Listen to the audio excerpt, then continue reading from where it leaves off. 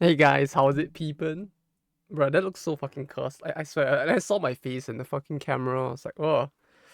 Yeah, my hair especially, cause I just came out of the shower. It's quite funky. Like it's very as you can see, it's very clumpy. But yeah, sorry. Yeah, my throat needed a little clearing. But yes, hello guys, welcome. Hope you've been doing good. Oh, my nips are showing. Okay, but I need to put on a jacket. Ah, give me a second.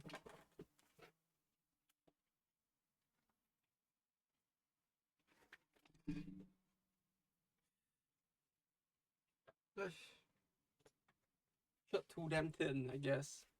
Top of the morning to you, laddie. Welcome, Yori. Welcome.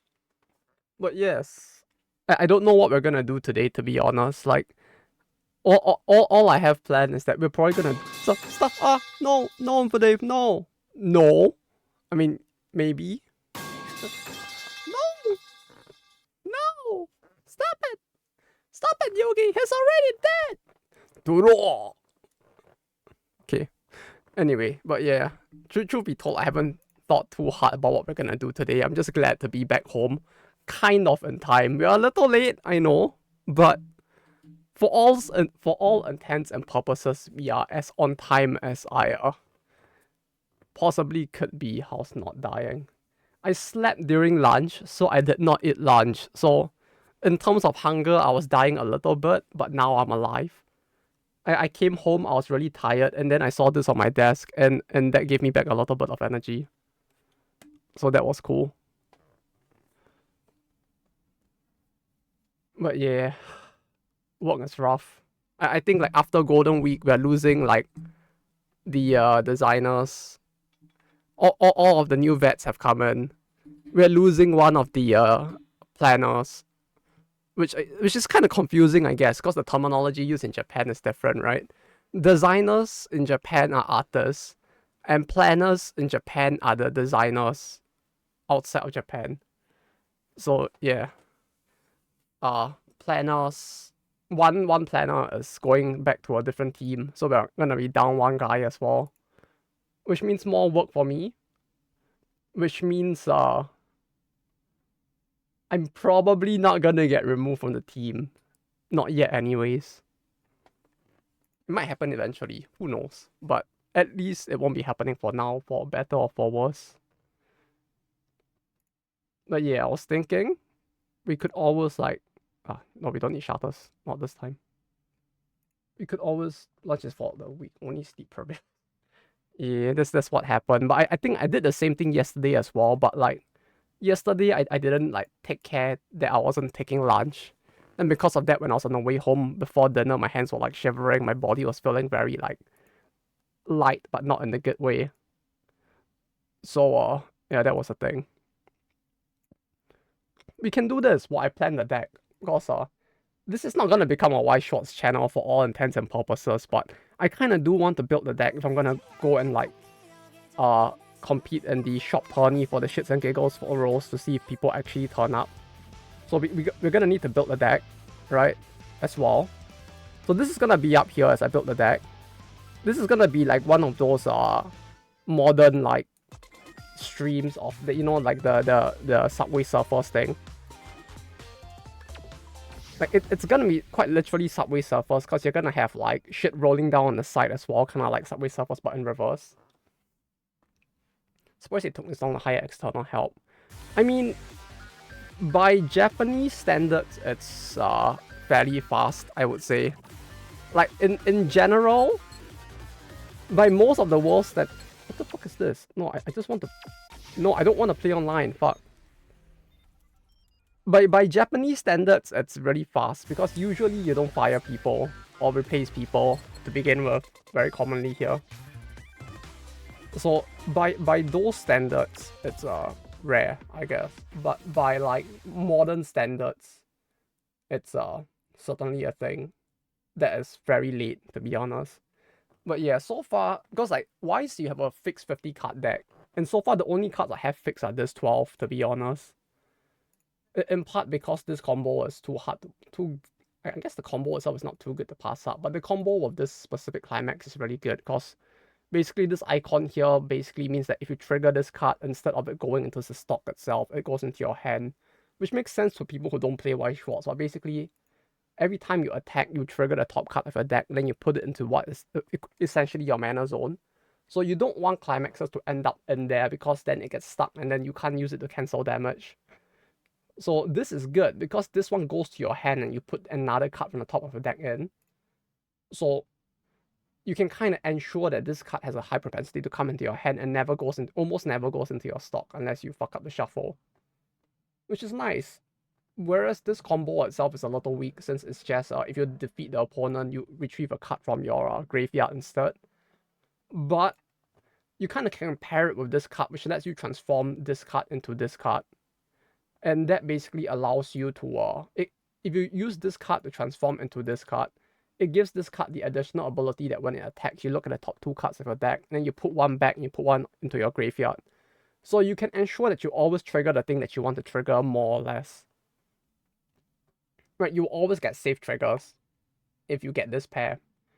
So like this basically ensures compression of the deck to some extent because you reduce the amount of climaxes that can go in. And the only thing now is I don't know what to do for the rest of the deck at all.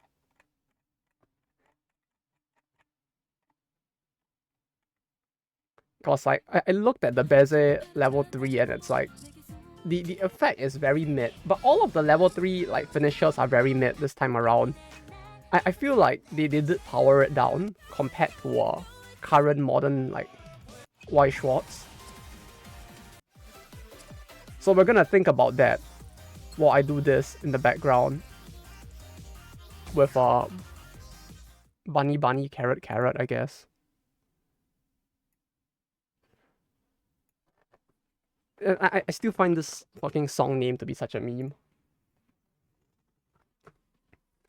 To be honest, like bunny carrot. Like yes, okay. Also, you know what's one thing I really like? For the skin for this collab, they actually have on the gear here, right? You can see on the screen like the bar on the side where your notes fall on. It actually changes the pictures depending on the song. So depending on which song you play, like now for the bunny event song, it has like Akane and Naru there. And if you can see further right, you'll see both Karin and Asuna as well. Although you can't really see the right hand side of it because it's a little push to the right so that you guys can even see the video in the first place.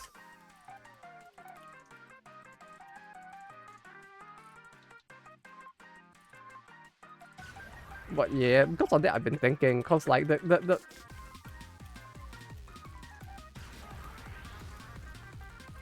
climax combos all look, the finishers all look really weak right now.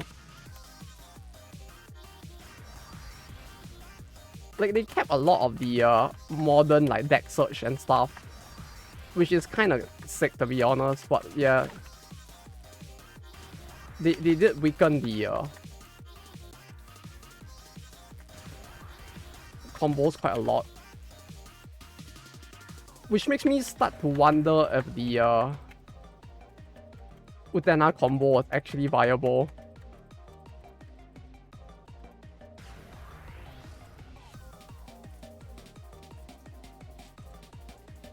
Because even at the period just before I quit, that combo was already it's the kind of combo I would play just for Weifu decks. But it's far from like the meta in the game.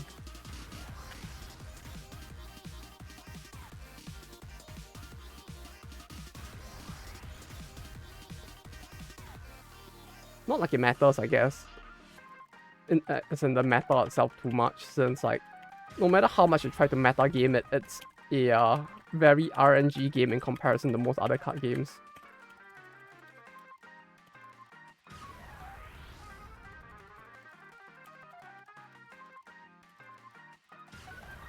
But yes, Yori and Infidave, I hope your days have been good. And that the work hasn't been too rough on you guys. What's the other double R? Yeah, we'll put like 4 of this.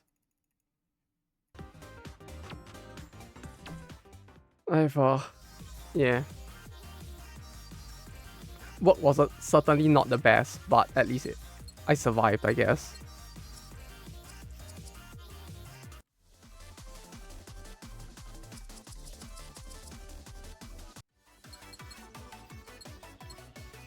I wonder how bad SC is actually like.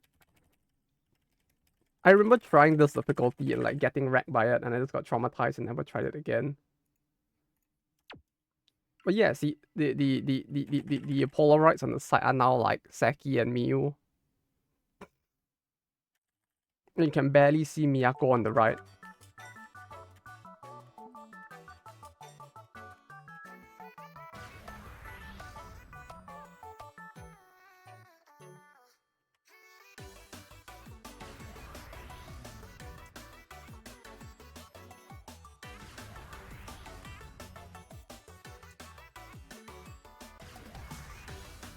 Okay, yeah, this is...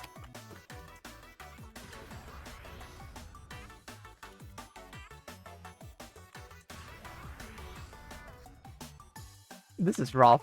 This is actually rough. Not that bad. But... Still rough nonetheless.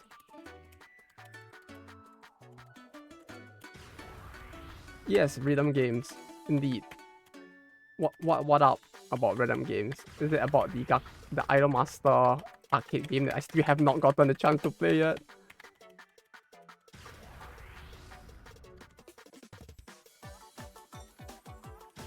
Uh...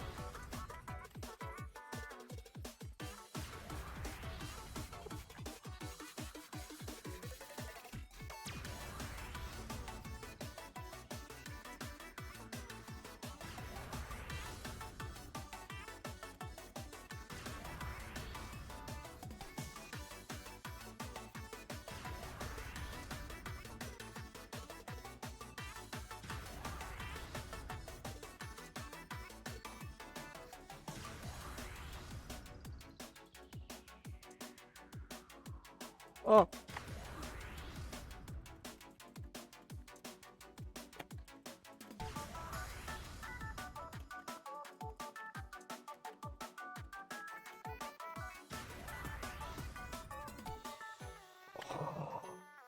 Oh, I cleared it! I cleared it! I've missed Suzu even before she gets released in Gakumas. Did you buy the Misuzu Nuigurumi or something? Is that it?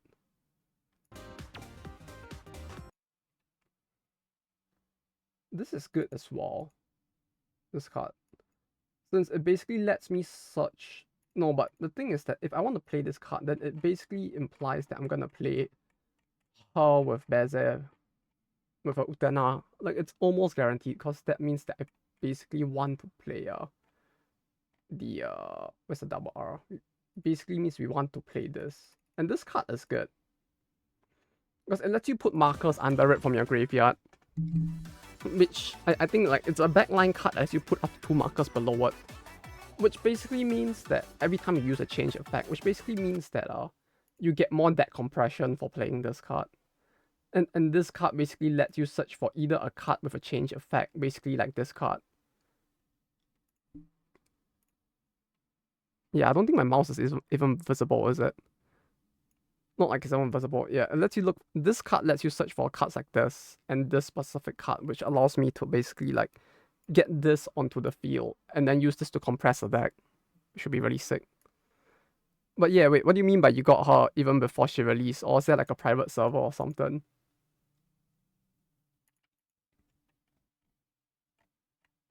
That I'm just not aware of. When this comes out from the hand...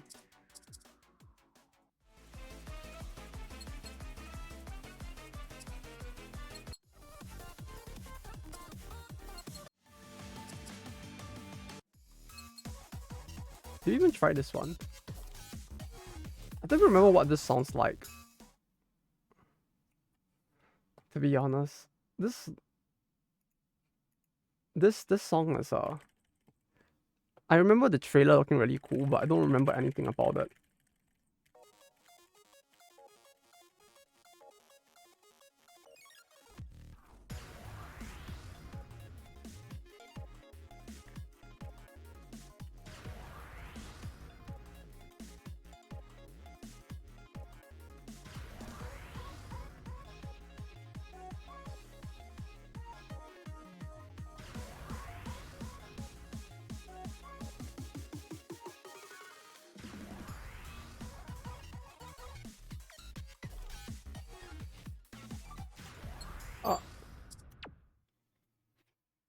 What? Tunism has her in the Gakama's map. Yeah, but Tunism isn't... No, but I'm thinking of Ongeki. But like, wait, they have Tunism there? Wait, what do you mean the map has 4 pages?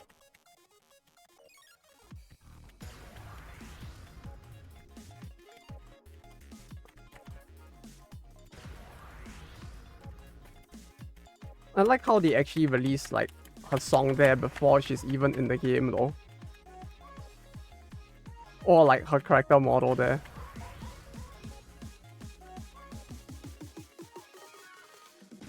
Or I guess maybe it's also in part they're doing it to like hype up her release as well.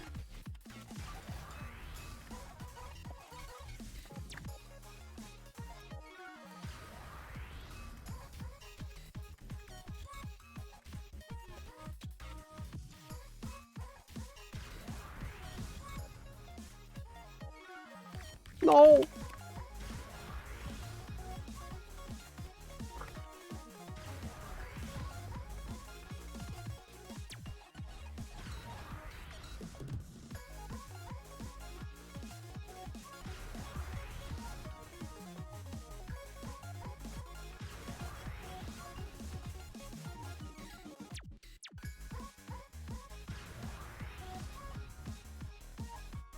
Because I remember, no, it was Ongeki that had like the collectible cards you could print out from within the game.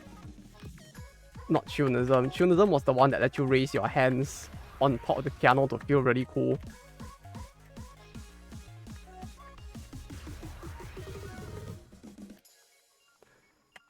Ah! No, no, no, no! Ooh. I took my hand off the keyboard. Oh. Bro, this is so fucked up. I took my... They dropped the note after I took my hand off the keyboard. Can I take my hand off now? Is the song over? Can I take my hand off the keyboard? Okay. No, just a character. Hello, Excelia. Welcome, welcome. Hope you've been good. Only my mind Chinsum has international version. Yeah, Ongeki I would imagine is difficult since you're letting people print like physical collectible cards, which means that like Oblivion! Oblivion! I see Oblivion! Oh, this song was like my childhood. Okay, portable. We'll play that song like once or twice or a few times so I can feel old. Then we'll go back to Blue Archive songs. No, just a character. Oh, Oblivion. This was like my favorite song from DJ Max back in the day. They released the map in JP. She was only announced to be coming in May. Yeah, that's what I mean. Like, oh, but wait, are the maps delayed for you guys?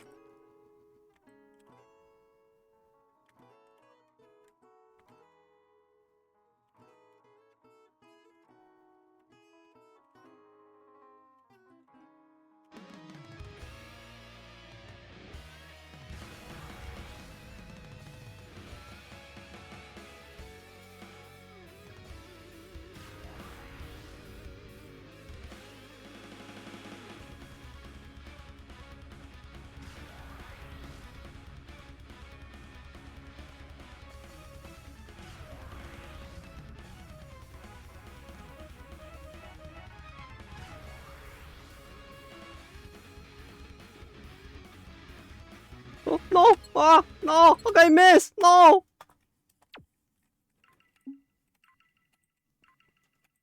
Sorry. That was a little unbecoming of me. Yeah, international is like...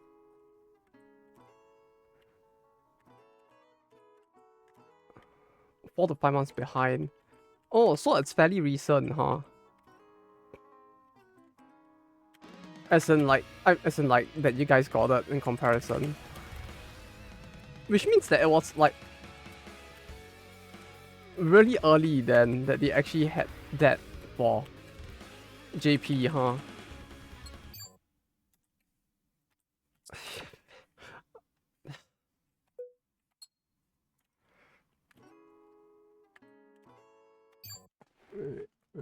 Sorry, let me not the music for myself. Fuck. Wait, I lose points for using that's fucked. I actually lose points for that. Why am I getting punished for just pushing the fucking continue button? The 2 collab songs. I guess at the time maybe there wasn't as much that Bandai was willing to like allow yet. If it was fairly early in the game's lifespan.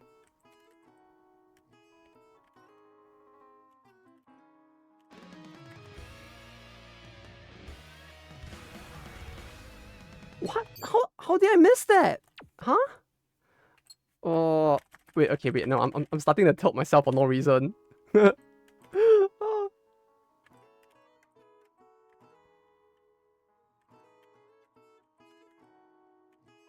be cool if they did a rerun of the collab though. I feel like if they did,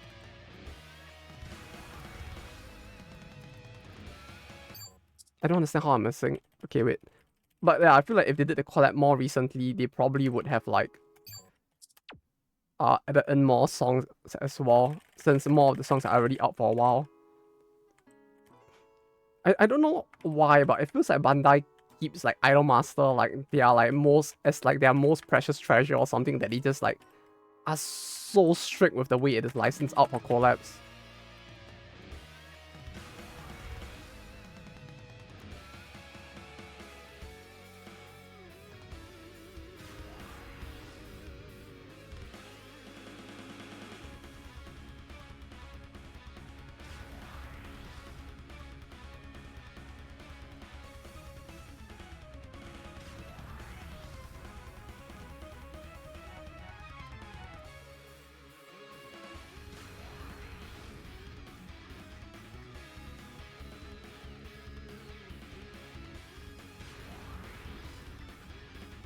It gives me flashbacks to the Azure Lane collab as well.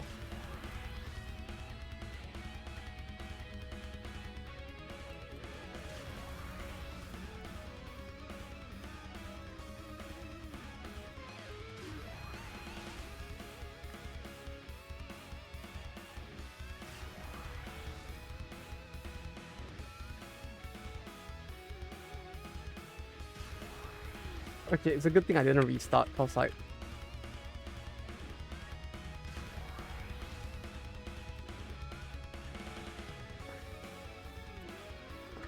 imagine restarting the starting of the song just to like get mulch here.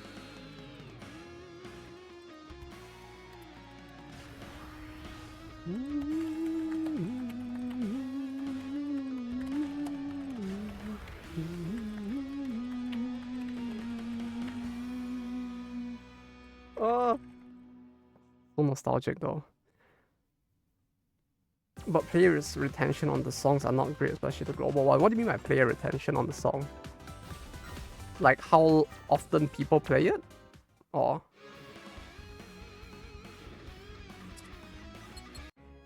But yeah, this was the original. Oh, that's so good. I fucking love this song. Like, I don't know why. There's just something about it. Depending on some people. Let's just get a rating.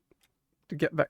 Pretty wants to get back their ratings and move on. I mean, I guess there's more to do with the fact that, like, the IP itself just doesn't have the same level of attraction overseas, I guess. Like, if you're someone who just plays rhythm games overseas, can't read Japanese and don't really have an interest in like Idolmaster, it's like, well, I guess like there is just gonna be naturally less of an interest in Idolmaster, I would think, because of the fact that like there's just so much of the content that is just not translated.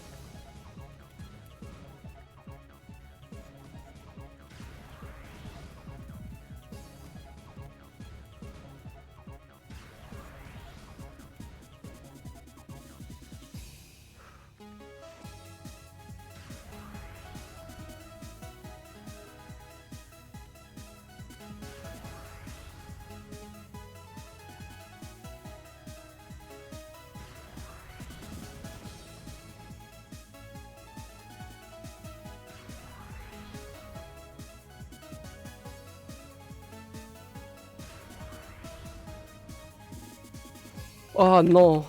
I was so in the zone. Ah. I don't think I can even replicate what I just did at the earlier part there. Like, I was so in the zone that I just stopped talking cause like the starting part of the song went so perfectly that my brain just went into like overdrive for a second there.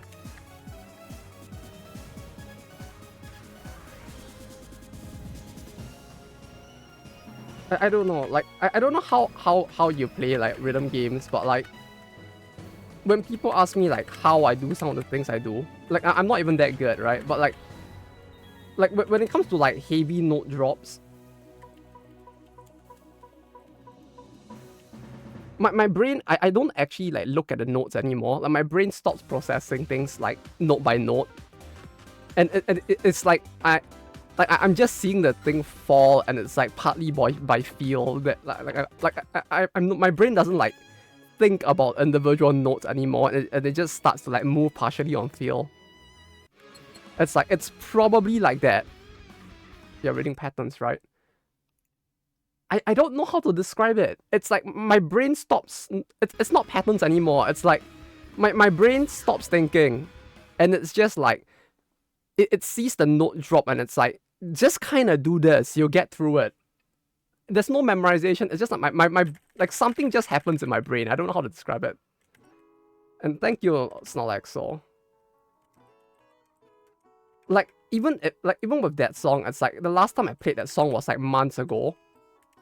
It's called Sight Read. Maybe that's it.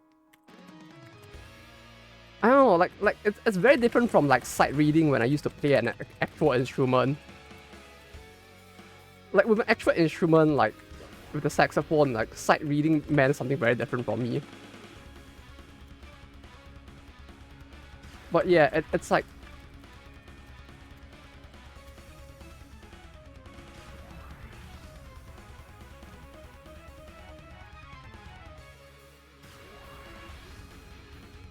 yeah, I don't know how to describe it.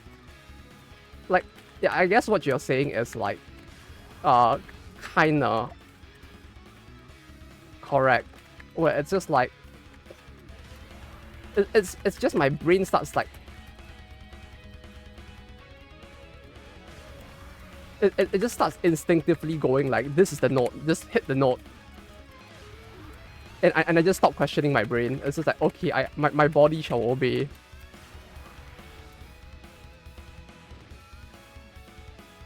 Like adrenaline just kicks in, and then like the body starts moving.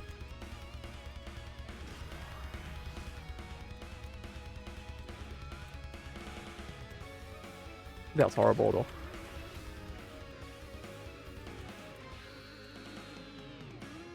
I don't know how to describe it, because like if I lower the speed of the note drop, I become incapable of doing it. Like the notes need to be going at like around this speed, or like maybe just a little bit slower, or my brain can't process it. It's in the top left. Yeah, it's intentional, because I was doing this. I was actually planning my deck build for the Weiss Schwarz Rose tournament I'll be eventually going to for the sake of a video.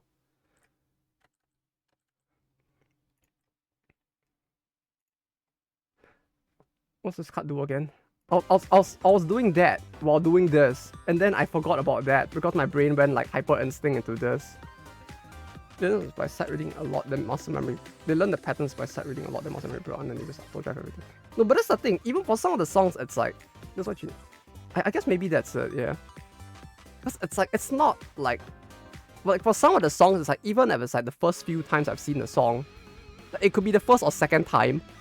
But I guess because there's so few notes, it's like you say, the brain just like the body gets used to patterns, and it just like reacts, because it's like it kind of sees the notes in a certain form, and it's like it's this set of notes just hit in this way, and the brain just goes, yes, I obey, you know. What the fuck was I hit? Wait, what the fuck was I just listening to? What the fuck was that? Huh?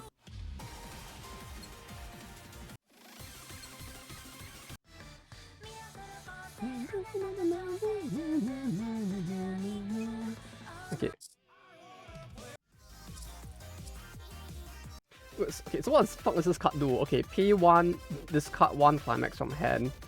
Uh, return 1 climax from your waiting room to your... Okay, so this is a climax trade. And when this comes down, you can do the following. If you have 5 or more cards in your memory... No, we're not gonna have 5 cards in our memory. What the fuck are they talking about? Huh? How? But yes, like, so I hope your day's been good as well. We should I try it? Should I try this? Wait, what's the difficulty? I remember failing this once, and it was very sad. Discard 1 card from hand. When this enters, pay cost. Review top card of your library. Return 1 card from your graveyard with level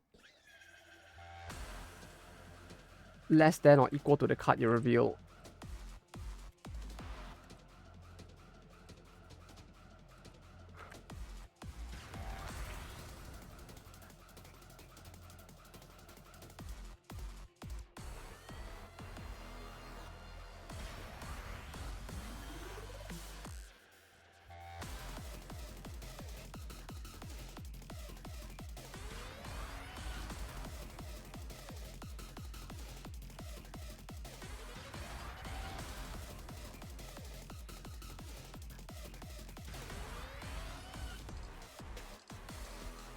But yeah, you might be on to something, Yuri. Like,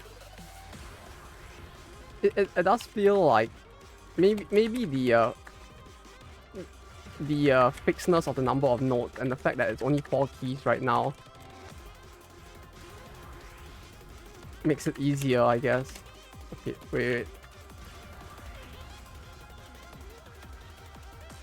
That was horrible. Okay. Oh, no!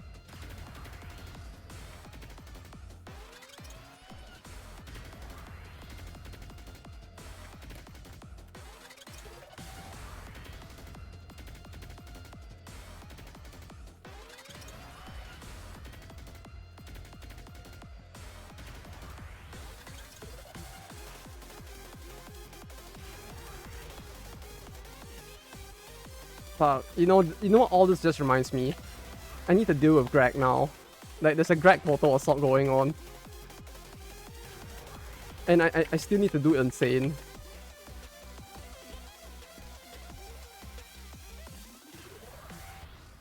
And then actually try Torment at some point. Oh, thank you for getting rid of the... Yeah, it's another one of the spots, huh? Okay, this card actually isn't that bad. Aside from Bezer's funny face. You just had Greg here, or BA stream when. I don't even have a good emulator. Like, the only reason why we can even show Gakumas on stream is because they have a PC client. Ask them to make a JP PC client, first and foremost. They have not announced a PC client in Japanese yet. As far as I know, at least. This card isn't too bad though, because it lets me like discard a climax from hand, and we kind of want a way to discard climaxes as well. It's very important. Is that the game to be a DLC? Yeah, yes it is. Oh wait, you just reminded me. Wait, let me play the song again. Just to I'm not gonna play the whole song. I just want to see like what the picture here is. Oh, it's Parallel. They just put like fucking Polaroids of Parallel on the side of the bar. I like that so much. It's so funny. Speedrun a game. I don't wanna. It's long. I don't have the attention span to do that. I'm not Wadi Hato. I don't have the attention span to like play 4 accounts. But yes, hello Portal Boy and welcome. Yeah, this card actually isn't too bad. If I play Bezer as the level 3 climax combo. Where's the level 3 Bezer? Level 3 Bezer? Level 3? Hello? Oh, there it is. Play 4 of this. Then we play 4 of this. 4, no, maybe 3. we just want it for the utility of the drop. So like if we have too many climaxes in hand, we can use this card, play it down, discard a climax, and swap it for a character. And then because we get to reveal the top card of the deck, we can also ensure that we don't hit a anything that might be problematic, like a climax, for example, and a trigger. Right, so we can minimize the amount of like problematic triggers we get. So like this is actually a decent card. We'll play 3 of this. That's 27 out of 50. Okay, we need more change effects to take advantage of the compression that Bezier can give us. Have you seen the Nintendo account strings from the Eurostar SDK? I saw the one that you sent. I don't know what is coming to the Switch, but yeah. Would be funny if it's just Kivatos Battlegrounds for some reason.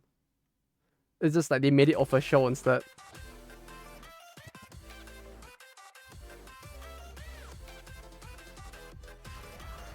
I mean, yeah, but the only thing is like what though? Maybe, no, but it won't be a completely different game, would it? Like, but a Switch client would be such a weird, a Switch 2 client for VA would be such a weird thing though. I mean, maybe there are people who would want it. I don't know how you would try to do total assault with a fucking like controller instead.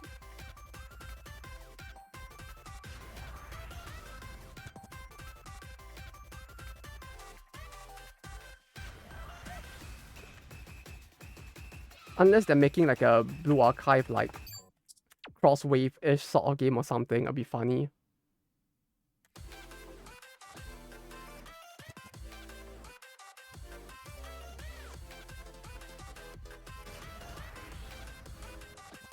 But yeah, I really like how like on the bottom of the gear thing that they have, like you can see like the Polaroids change based off the song.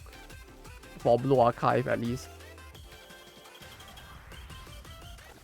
That's a very nice touch, cause like the standard gears, which is the thing that the notes come down on, actually have nothing on them. They actually added that for the DLC, which I think is kind of cool. Like it's actually a level of effort they put in there. I think it's kind of cool. Crosswave remake, Blue Archive Crosswave, made by Compile Heart. Oh, if it's made by Compile Heart, I might actually like get very depressed.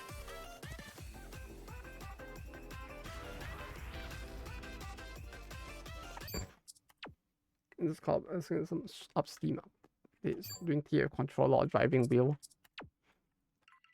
Do I get punished for pushing continue? No, I don't lose points. Okay.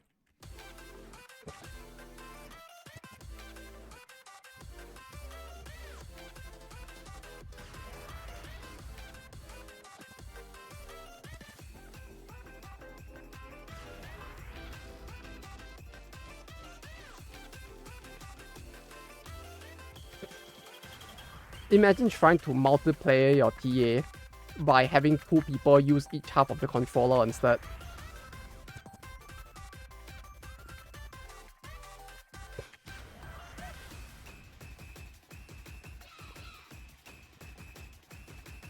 If they actually make that doable, I might just do it for the content though.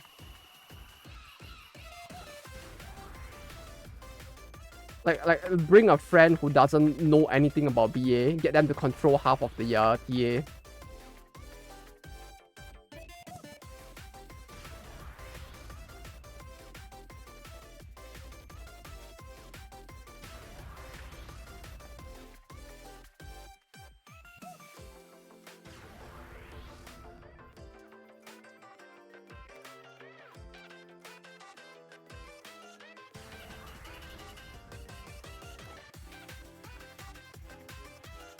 Woo! Hatsumi!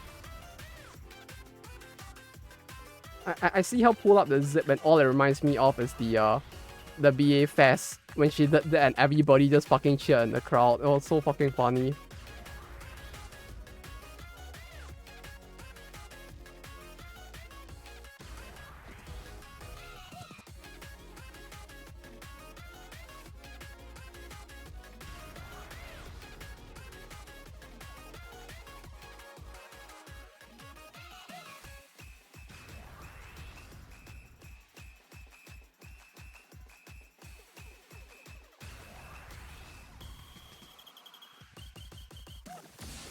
Whoa! I did not choke. I did not choke. I did not choke. I did not choke. Not one bit. Not one bit did we choke there. Oh!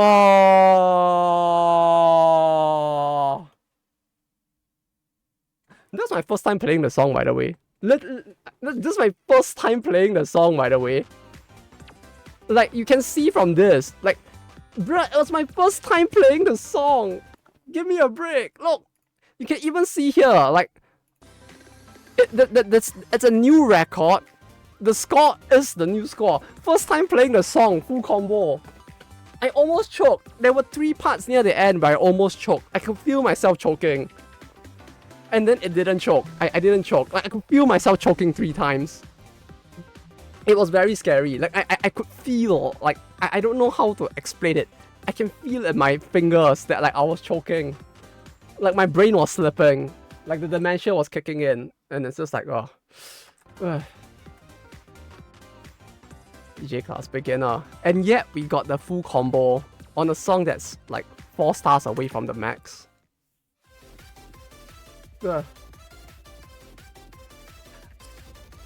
It's fine. Second highest difficulty.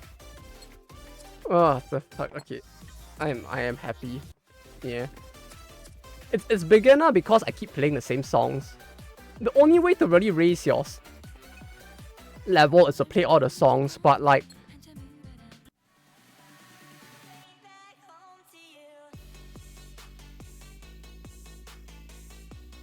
you know, I played this once and I told myself never again. Look at all the songs I just did not touch. That I probably should. Like, I need to play all of this if I want my, like, start my rank to go up. But, like, all I really play is, like, Oblivion.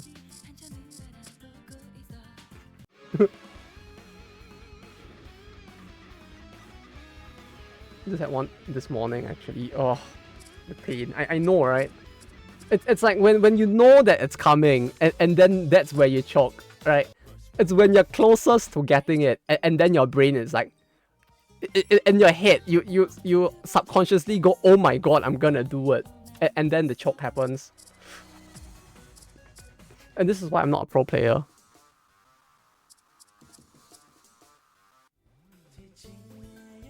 You need more Toho metal here. Unfortunately, they don't have it. They do have a DLC for Girls Frontline though, which I don't have. I did consider getting it though.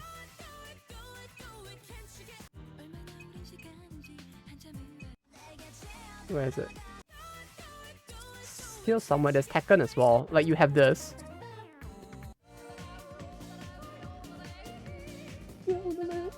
How different is this game from Osu? Not really. It's... I mean, Osu's not drop mode is pretty much based off this game. I would say. More so.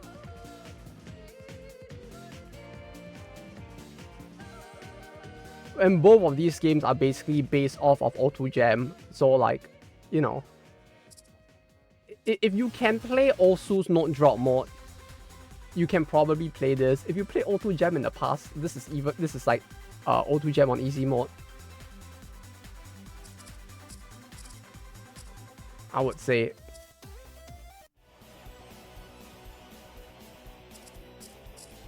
Is the music in Girls Frontline that bad? I mean, this sounds generically fine.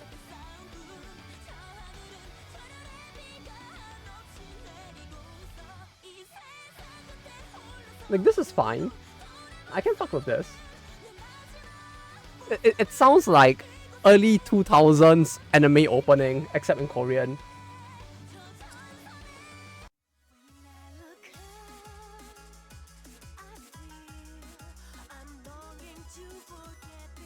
This sounds like every Honkai 3rd soundtrack.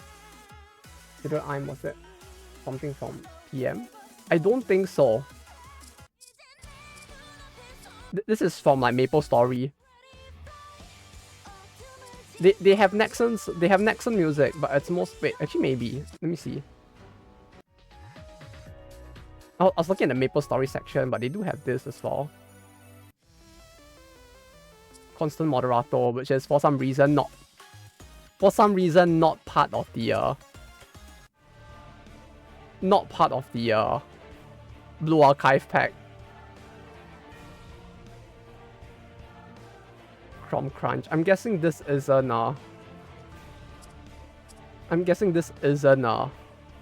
them here. I mean, one of it was in the Maple Story section, so it's definitely not it. Grab for it. No, you have to pay. These are all paid DLCs. Music. You have to buy the DLC.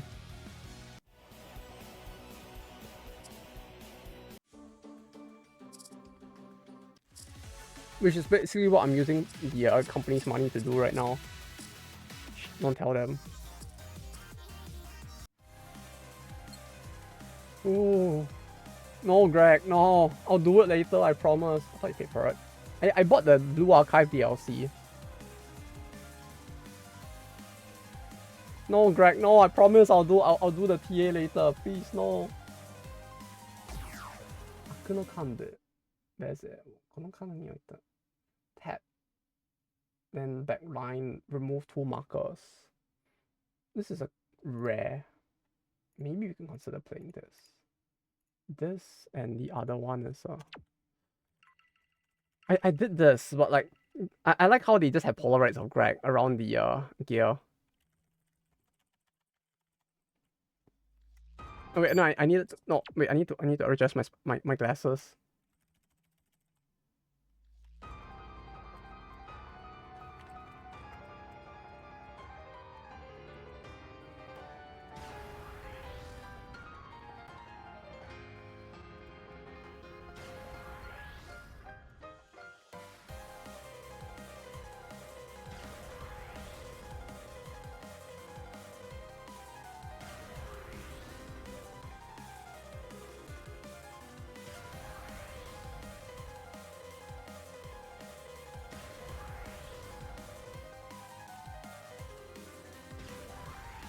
No!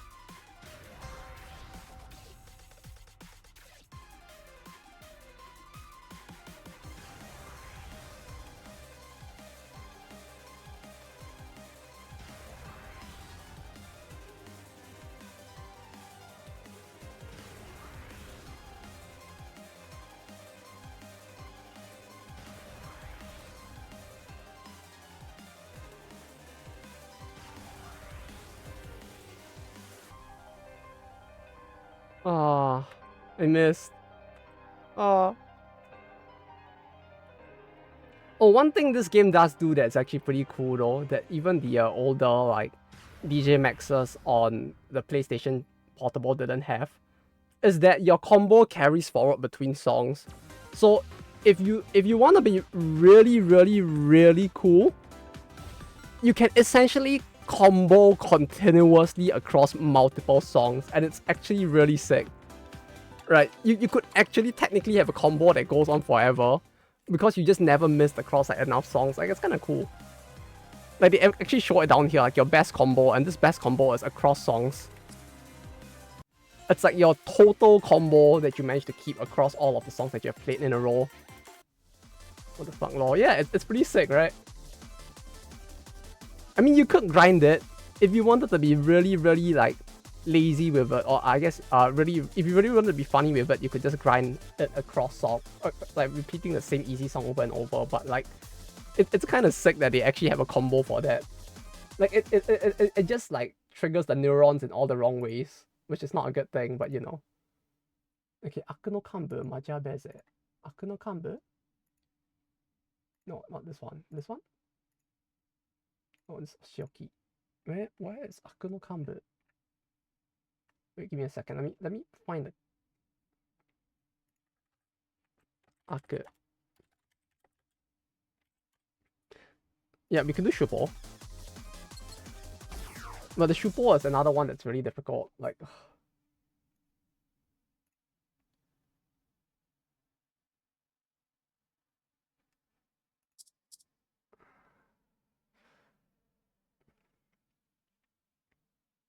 oh, this card lets you summon this. Okay, I understand now. So you have an advanced summon, you put this in the back line, but you still pay 2. So overall, you're paying more than you otherwise would have. But I guess that allows you to summon this early. Ah, that's a tough one. Okay, anyway. Let me not block the Shupos, I guess.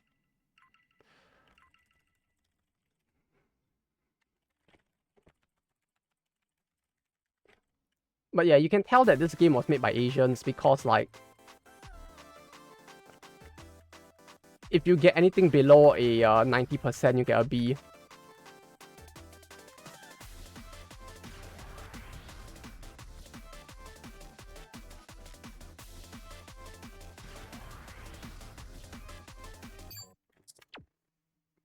No shit, they are. Yeah, no shit, they are.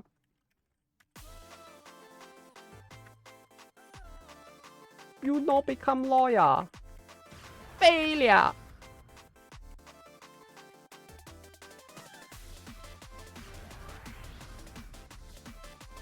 Although, to be fair, my parents never wanted me to become a lawyer. They wanted me to become a banker.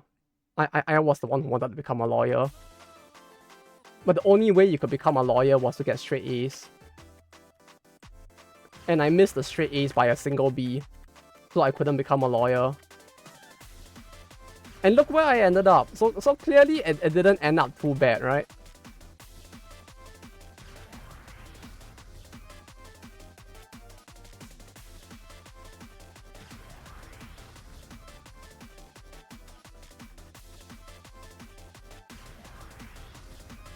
Stop.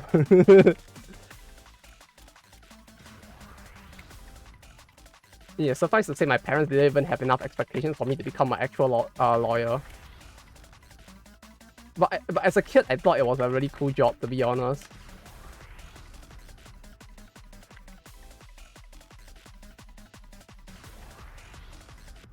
And then when I actually went to university, I learned that business law was a thing, and I learned how fucking boring law can actually also be.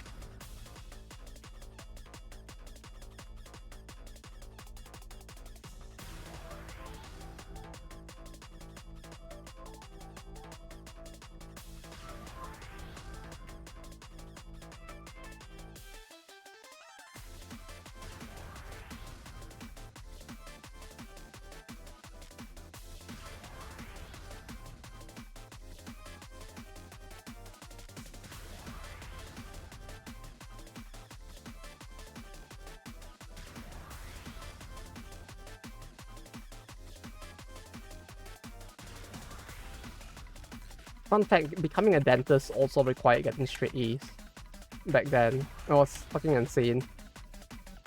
And the people who went to dentistry and law were basically some of the most like drug addicted like nut jobs in the country. What's the worst part? They got their straight A's, and then after that they basically think they became god, and they started to like commit like actual like physical like assault on people and stuff. It's fucking insane. Could have been worse. Could be start making the next time on the game. Ah, 20 out of 100, you plebs.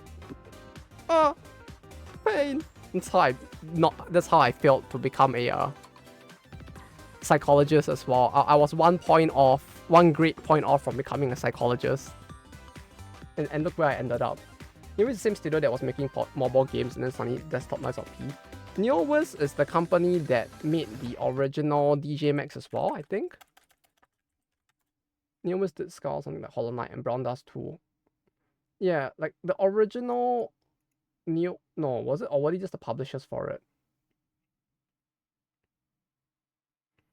Yeah, they used to do like some level of consumer titles, and then they went into making mostly live service gacha game titles, but that was basically most of Korea because it kind of was the more profitable thing in Korea. Like, just generally, if it's not portable and it's not a live service game, or it's not a live service game, they just didn't used to do very well in Korea. Like, you did have consumer RPG titles in Korea from like the 90s and the 80s as well, but they just never took off in the same way as in the rest of like the world. Like, the reason why you would know more about the live service games, which is normal, is because of the fact that like live service was their bread and butter, as it was for Nexon, as it was for the other end, right? Netmarble. What's the other one? I don't remember their name. It was Pentavision. My apologies. And like Lies of P is also one that I can imagine knowing because it was the game that both gave NeoWorks the confidence to pursue more consumer game titles. And it's also like the how do I put it? It's the title that essentially you could say it's the title that saved NeoWorks. I don't know if I still have the image around, but like that the financial statement for the investor earning results for NeoWorks, it's like you can tell where Lies of P was on their like income statement. Let me see if I can find it.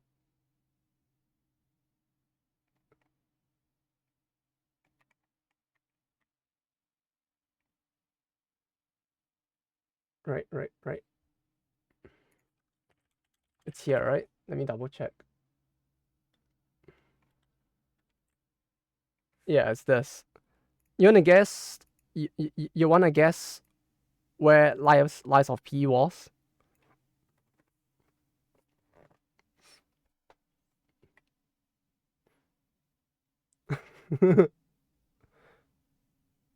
It did a lot for the company though, for real. Like, especially for the global audience. Like most of Lies of P's sales came, yeah, like you can see here, like 92% of Lies of P's sales came from overseas. So like it's normal that people outside of Korea would know it more because it was such a strange thing that came out at the time. That it just like it took a lot of people by surprise. And I actually played it. I actually quite enjoyed their style of trying to make a Souls-like game, to be honest. Like their take on like the design philosophies for some of the things was quite interesting.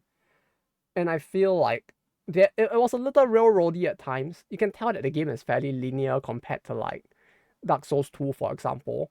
But they were very good at directing people to go in the right direction. And they made backtracking to the boss even easier than most Souls games, I feel like. Although some people might say it's too easy because of that, but like I did enjoy the way that they specifically did it. I remember seeing somewhere the full year, like the year on year as well. Like,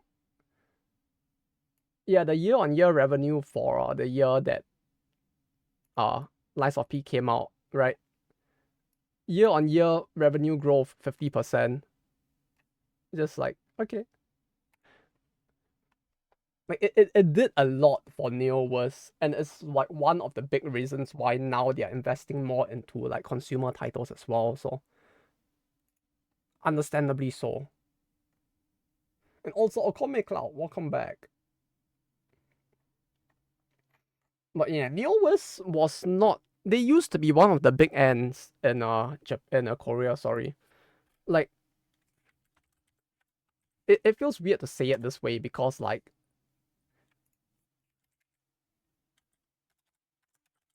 basically like in Korea the game there are so many game companies that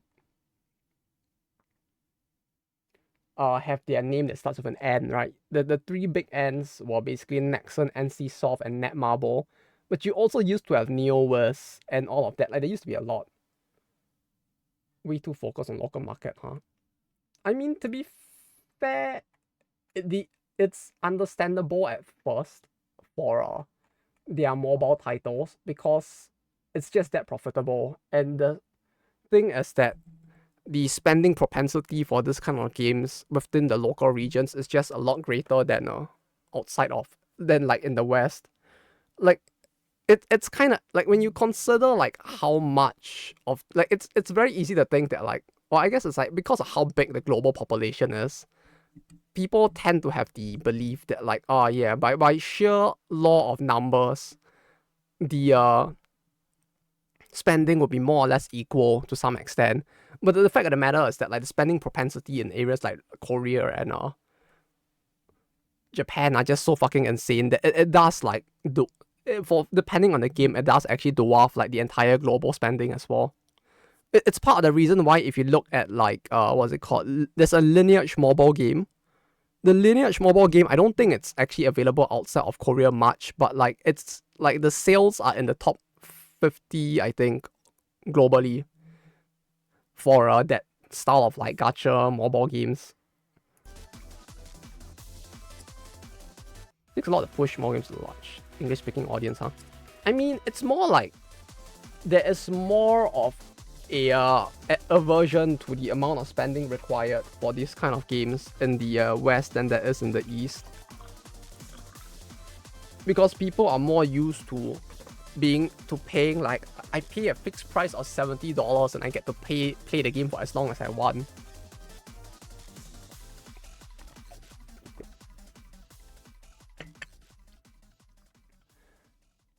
And there's a bigger like segment of people who I guess you could say that like there has never been as much of a demand for mobile games as well because of the fact that, and the reason why mobile games used to be or are so popular here is in part because of the fact that like they are a very good thing that you can play on the go, and that's where you're typically expecting people to play it.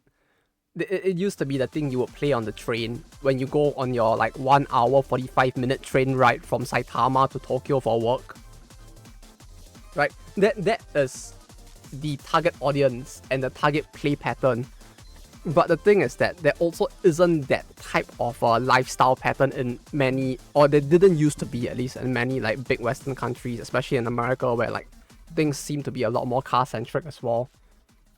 Right, you don't expect the trucker who's on the road driving his giant lorry with like 1,000 kg of like, I don't know, cement or something in the back to be like driving the car with one hand and like playing Blue Archive on the other. Oh, that's a little hyperbole, of course, but like typically, you know, people commute. The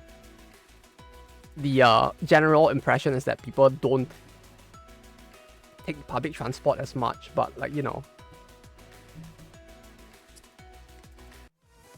And so there isn't as much of a reason to play this.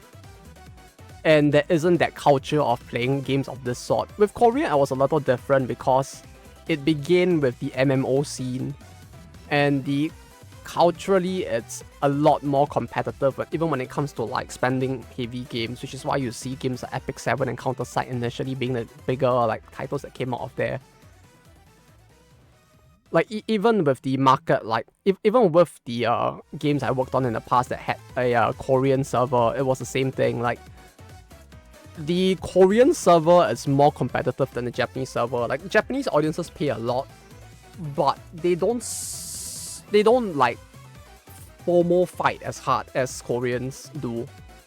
And this was something that even my Korean boss was like, yeah, no, just do it. Like if you sell a pack in Korea, people like if you sell like a power up pack in Korea, people just have a higher propensity to purchase it. And we actually did the market testing across markets. It actually is the case. Like people feel the FOMO of like, if I don't buy the pack, I will lose out a lot harder and tend to buy it a lot harder. Yeah, but that's the thing with like, you have people like the FGO guy, right? They would spend a shit ton, right? Nobunaga, I think was the guy. you have people who spend a shit ton, but they don't spend it to be competitive. They spend it to basically bonsai their character in the game where they fight against themselves and they just touch themselves off. But there is a very big difference from that, and you can see that across like culturally how games are viewed and like treated within Korea for the longest of times. Like when you talk about like competitive like gaming, right? The first big place where you could actually win like big prize money back in the day was basically Korea with StarCraft, right? And since then, even before that with the PC bunks and the way that people like interacted when playing games, it was always a more social thing there, even more so than in Japan, where like the idea of social interaction and within your game was not as much of a thing. And basically this allowed the social aspect of it basically also allowed for competitive games to flourish more, because if you're really good at a game and you're already in a social setting, people will be like, wow, this guy is good. That's great. You feel good. And then like you have a thing you can talk to with your friends about. Like there's that very big difference in the play pattern. Is what I get from talking to like people from Korea, as well as like experience like having to interact with the market PC cafes. Yeah, the PC cafes. PC cafes nowadays in Korea, PC cafes have more of a bad rap. Like I mean, hello Bamna, welcome. Like nowadays PC cafes in Korea as well do actually have a bit more of a negative perception than they used to back in the day. Like 15 years ago, they were looked at a lot more positively, but nowadays they're also starting to die out there. Like even in the East, you don't really see them as much anymore because like people don't really like go to like PC cafes anymore. Like why? I mean like people used to go to it here because like it's like PCs were expensive. Like, you just couldn't afford it, so you just like went to a PC cafe, and like it was the easier way to play with friends in a sense. It's quite literally like partially the social aspect. Like, why go home to play Dota with your friend from home when you and your friends can sit together in the same cyber cafe and scream profanities at each other while you play Dota, right? Like that was the part of it for me. Like part of the reason why I would go to an internet cafe is to basically play RTSs like Company of Heroes, the first one, or like to play like Dota, you know, Maple Story, just play with friends. Like that was the entire experience for going to those. And you know, like families didn't really have good internet at home. We had dial-up. So if someone picks up the phone, the internet goes to shit. But yes, Obam now. Hope your day's been good. You too, Lego. Welcome, welcome. Double countries at a time. Yeah. Now we had it.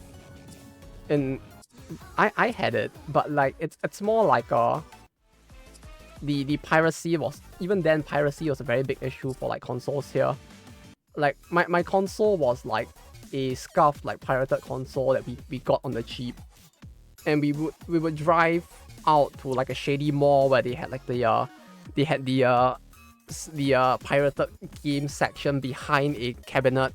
So like you had a shelf, and then they will pull open the shelf, and behind was an entire room, and you go in there and buy your pirated games. It's not third world country. Yeah, says you. It used to be.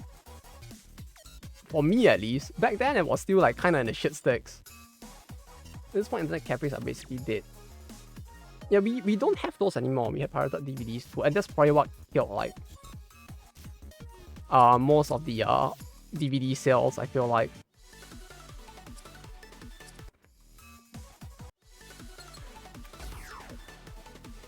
But yeah, it's like there was so much of that. Even with the PSP, it's like...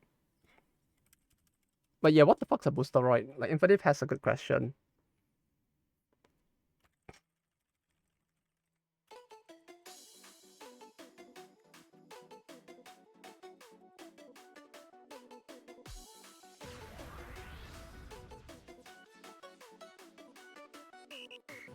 And I still need to check the Weiss Schwarz deck. I'm pretty sure I didn't even finish completing the deck. God damn it. I remember PC game stores that like that in Malaysia. I will go to visit family. Yeah. It's in like JB.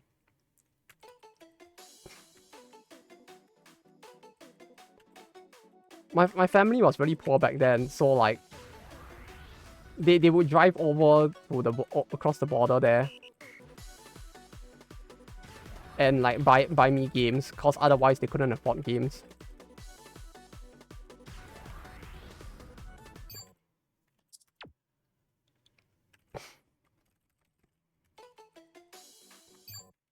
Cause salaryman law. Yeah, I think I mentioned that before, right? That my family was in the construction business, selling like Japanese like construction vehicles in Singapore. And then the recession hit, and the construction sector took a very big hit, and my dad got fired. And midway through, he got tricked into joining an MLM. So like, suffice to say, we were not the most well off. And it's also part of why my family is very sensitive with like scams, thankfully for me.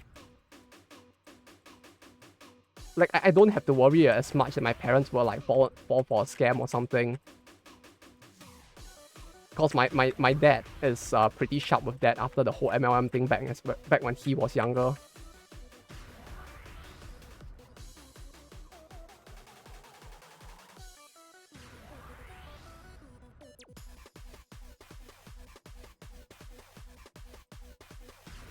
I still remember those days. He tried so hard to actually sell the goods. Like, he genuinely thought he could do it because he was a salesman by trade.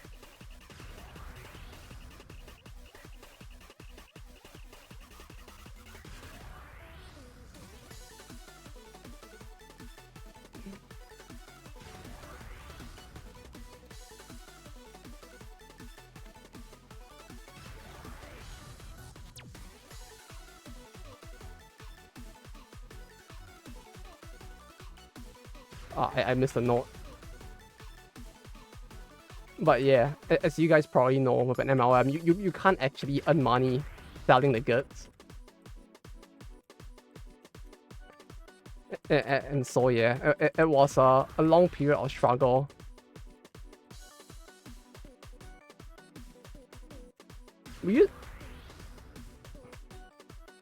Like, especially with like my PS1 and consoles before that, even the consoles were like scuffed. Join the MLM. He got tricked into joining one after like he lost his job because of the economic downturn in the construction sector. No, what's an MLM? A multi-level marketing firm, like a pyramid scheme, you know, a pyramid scheme. If you wanna like make it sound funny.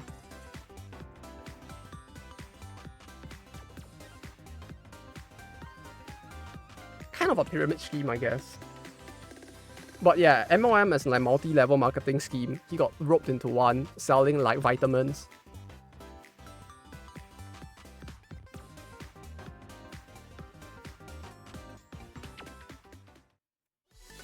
What was my previous? It's 91.7%.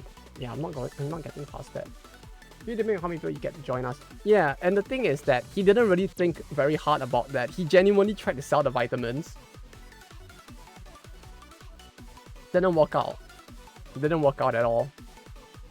He got like stuck with so many like fish oil and like vitamin pills that he couldn't sell. And yeah. It was fucked. It was quite fucked. But he managed to pull through, and he like got a degree proper after that, and he became a housing agent instead.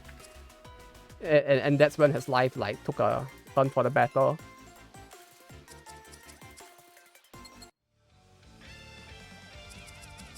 Or even that, it took like 15 years as a housing agent for him to actually get his grounds before like our family actually became middle class.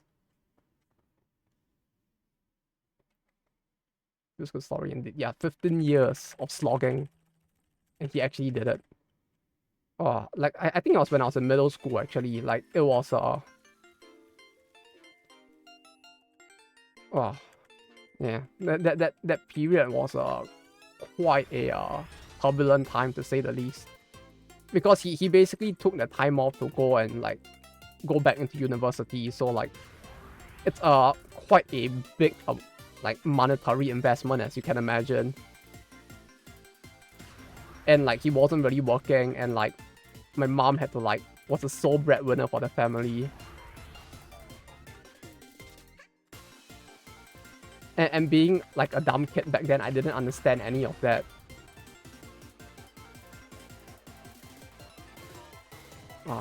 Just thinking about it puts a bit of a tear in my eye, to be honest.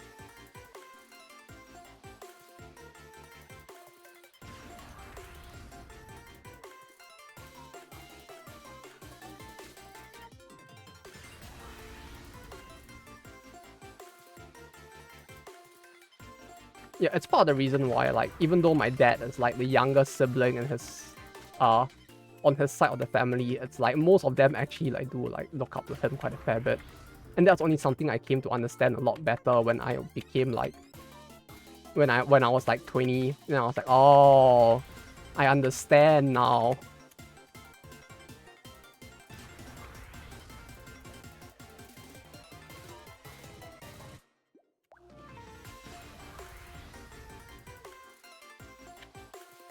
But yeah, when he was young, it was like his life was rough as well. Like, literally, it was like he had like 11 siblings. Like, 6 of them would have to share a single room that was meant for like 3 people. Most of them never actually got to even like finish like high school. They just had to go out straight to work.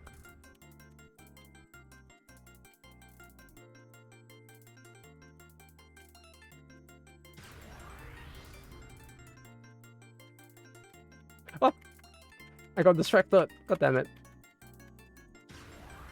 I guess that's why their expectations were fairly realistic, and they didn't expect me to become a lawyer. Oh, I assume in cash emphases and cats. What's the arrows for Hifumi song? I guess it's because of the meme. It's from the Hifumi Daisuki meme. Yeah, he doesn't swim in cash, but like he can retire. I guess it's a good way to put it. He can retire. He actually has the savings to retire, which, considering, you know, he worked in Singapore his entire life, that's already like something that's kind of nice to be able to say, considering the fact that like he doesn't get like pension or anything. Like he doesn't have a CPF, which is like common in Singapore. But yeah, the reason for the arrows in Dave is because of this. I guess. I guess. I guess.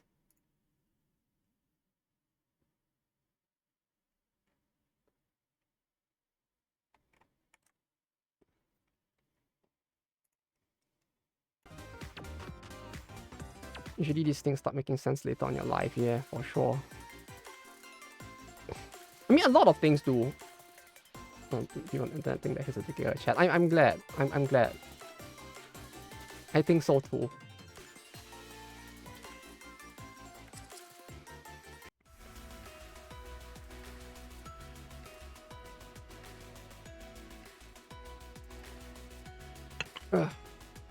Fuck, that actually brought a tear to my eye, to be honest. God damn it. Just talking about that, just like... Ugh.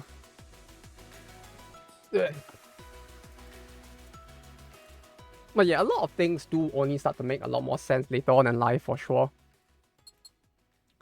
Like, it wasn't until I got into the game industry that I realized, like, how much it was a good thing that I paid attention during mathematics classes in, like, middle and high school.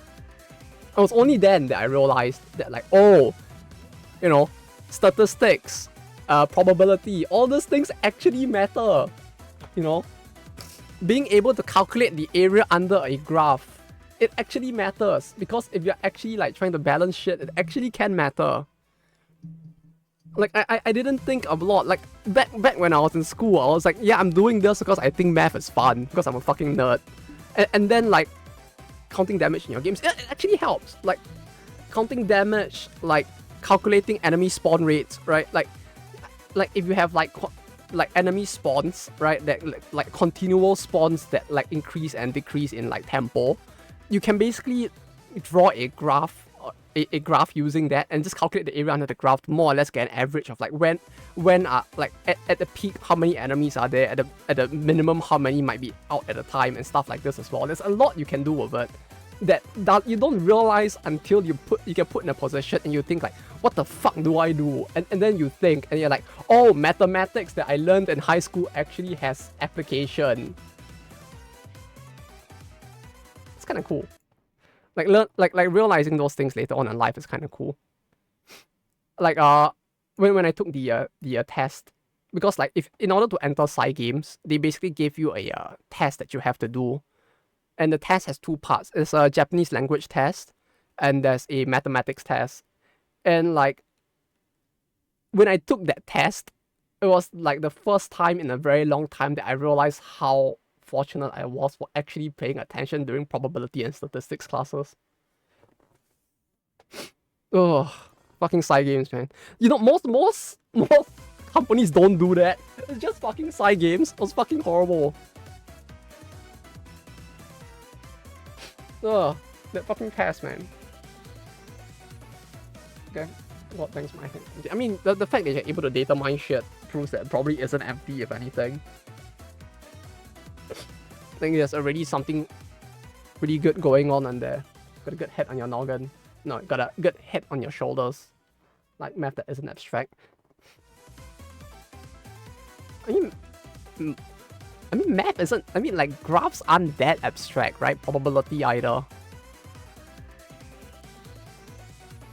Like that's a lot of like balance theory, right? Especially in roguelike games.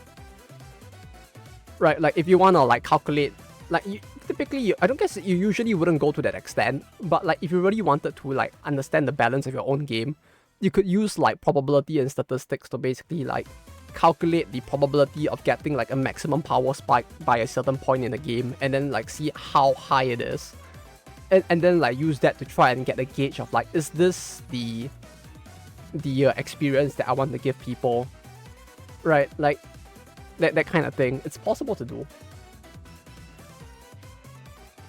Right, like what's a good example? Like let's say like Vampire Survivor, right? You have a weapon. Like you can theoretically like map, if you know, like if you're the one that designs the game, you can theoretically like pick like what dispensers when. Right, like when you look at Vampire Survivor, for the first 6 levels, the first 2 levels only weapon spawn, the 3rd level only a support weapon spawns, the next 2 levels is offensive, then the next level is a support again. So using that and the fact that everything after that is completely random, you can then like try to calculate the mathematical probability of you getting a maximum rarity or like like maxing out one of the weapons very early in the game. And then you can figure out like, is this the experience I want to give people? And then you can be like, oh no, actually, you know, I don't want people to be able to, like, because of the probabilities within my game, max out a weapon at like level 15. So what you can then do is that like you would then like do the math for the probabilities of different things spawning. Maybe you change like the way things spawn specifically at each level, and you can potentially push that back, and then you can decide, okay, this is the experience that I think I'm good with. You know, like stuff like that. It's possible. You wouldn't do it at on the normal level, I would think. Like if you were actually making Vampire Survivor, maybe you would just, but like these are things that like you could also try to do by feel. But like, you know, the thing with feel is that it's a very RNG thing. So like if your RNG is good like more than half the time, and you're not, and you know, you may actually get like a lopsided perspective of your own game. So like actually doing the expected value calculations for a roguelike game is actually kind of good to know like what is the like expected probability of shit happening in your game and stuff like that, you know. Okay. Oh, understand where equations comes from, not just memorizing. Yeah, I mean, understanding where it comes from is good and important. It's like with like damage calculation formulas, right? Do you want to do something that's just a standard like attack minus defense? Like it works, right? Fire Emblem uses that to some extent. You could also do like a attack divided by defense multiplied by your weapon's damage stat or something. Or you could do like what Warcraft 3 does, where you're basically doing the D&D thing of a flat value plus multiple like one four-sided die rolls to you know, you can basically stabilize the number that way. Wherein like giving a person a roll of 3 dice of 1 to 4 is better than randomly generating a number between 3 to 12. Because the probability that you end up with a middle number is higher, so it's more stable to give them just like 3 dices of 1 to 4, for example. Right, but it depends on what the experience is that you want to give. Do you want it to be that random? If you want it to be truly random, you could. But the thing with making something truly random is that most people's brains, human brains typically don't perceive like probabilities as what they are. Like, if you give someone a 50% probability, they are likelier to think that it's less than 50% when they actually do the thing, when like law of large numbers basically states that this is what 50 would feel like. So most games kind of don't really truly give you the 50%, except gacha games where you just like fucking suffer because you have a spark.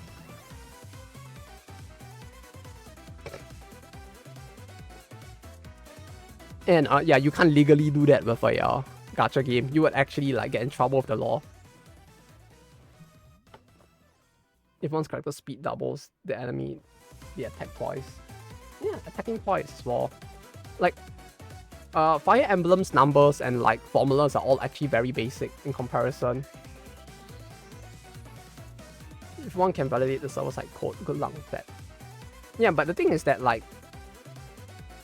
even if your probabilities are more friendly to the player, all it takes is like one author's, like in the case of GBF, right, where some guy basically took the data of a whole bunch of different people, pulled it into one, and then came up with a number.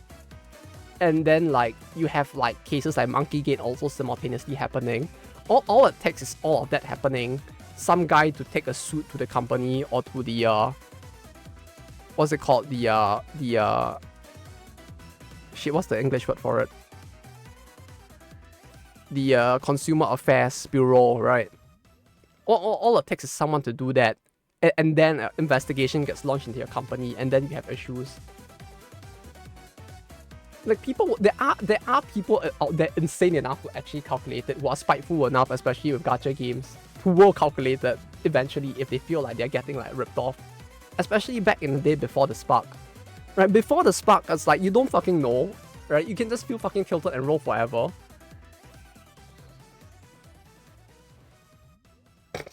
Something like American FTC. Let me check. I know the word in Japanese, but I don't know the word in English. Shohisha Center. Eigo. Is the Consumer Affairs Bureau or like the Consumer Grievance Center is what I'm being told by Google AI. I guess it's like the FTC. It's like if you feel like you're getting scammed, you will go to them. Is that what you do with the FTC? Maybe.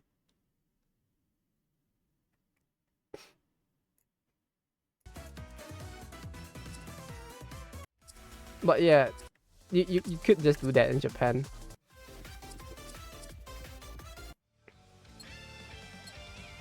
But the thing is that typically companies here will react and step up before something actually happens. You know, it's kind of like with it's kind of like with what's it called?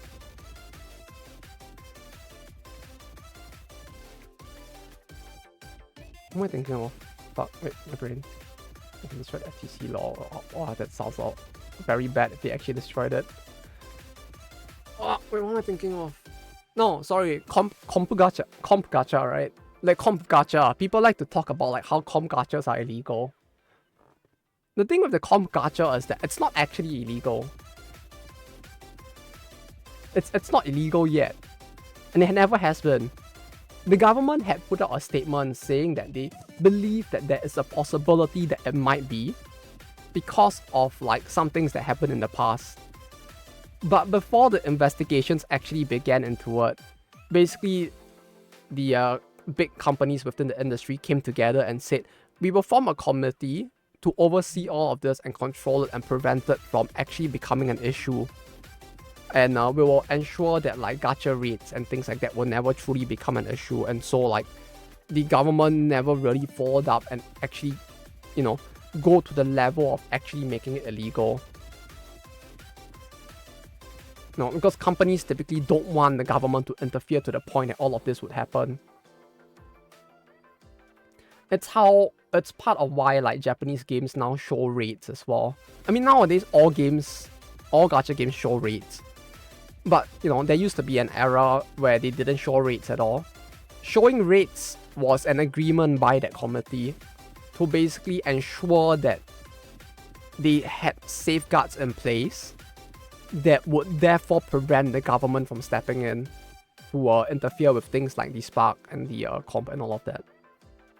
Like, a lot of this were basically put in place by companies.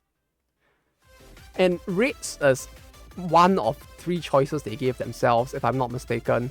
The other 2 choices they gave themselves, one of it was when you put a I don't even think it's a Spark, but like you needed to put the exact amount of money that is required to reach the Spark or to like actually acquire the thing in the game, like the expected value, on the page itself was one of the other options they had. But obviously that's a lot more horrible than actually just putting rates on it, because human brains don't comprehend rates as well, like percentage rates as well as they would like seeing you put like, it would cost you 30,000 yen to hit the expected value to get the character, you know, and stuff like that.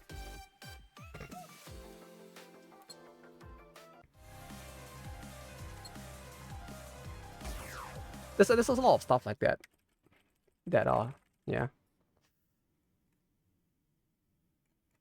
that like just fucks with it overall. But yes, mathematics classes, depending on the type of game that you want to make, math can be something that and ends up being very important for the designing of the game you want to make. You got just rely on games being stupid. Yeah, it does. Like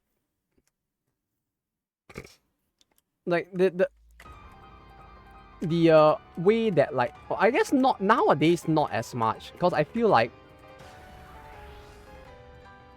consumers have gotten smarter, and that's why you see like many like Chinese titles especially, like they are very willing to obfuscate, like, I guess not Chinese alone, but like there are more games that like try to obfuscate the information as far as possible, so like you don't like get a good understanding of everything that needs to be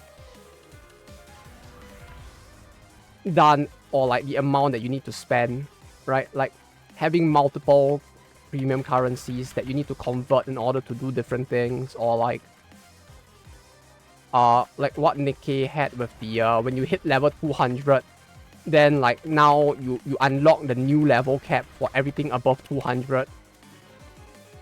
Or like was it Diablo 4 that had the thing where like when you spend a significant amount of money on increasing like your drop rates, then like you would suddenly unlock the next tier of like whaling and stuff like that. Like you obfuscate it and put it so deep in the game that the average customer will never see it until they get there. And then like they realize that they didn't spend enough and they have to spend even more. And for the people who have spent their way to that position, they basically end up in a situation where they feel the sunk cost settling in, and then they spend even more. It's very, very dark practices, but like there are companies that do stuff like that. Right. 20 sheesh. Yeah. Is that 20 currency? Yeah, the obfuscation is very important for getting people to spend more. And yes, hello Bok Bok, welcome, welcome. Imagine virtual currency. We're talking about that, so who knows what's gonna happen. I mean, all they are doing is, I mean, they're not exactly banning virtual currencies, but they are banning, like, if I recall from what I saw, it's like, isn't it more like they're banning, like, middle currencies? Like, you can have a currency, but, like, they're trying to get rid of that, like, middle layer currency. So, like, you can have, like, your one currency and money, and these two need to be tied in a way that's obvious to the consumer. Like, I'm okay with that. Like, I feel like the whole obfuscation with middle currency to begin with is highly immoral to begin with, and I always found it to be fucked.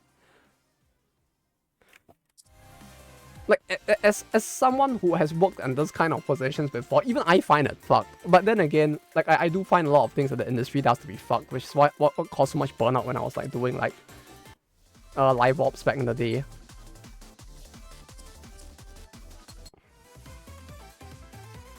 Like, there's a lot of things back then. Especially before, like, Monkey Gate, before a lot of the things that are in place.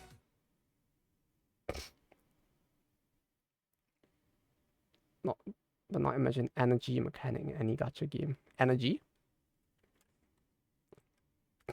I mean, isn't that already a thing? Energy that you can buy as a resource?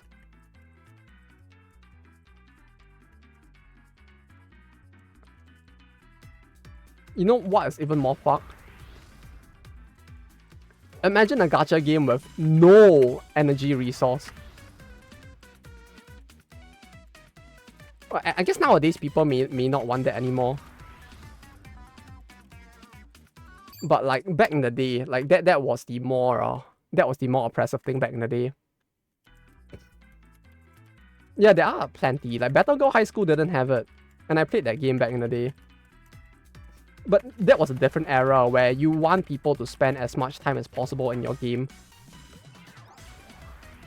Like that era was very different from like gacha games of today, where like you kind of want people to play your game, but most games don't aim to like have you stick in the game for like more than an hour a day.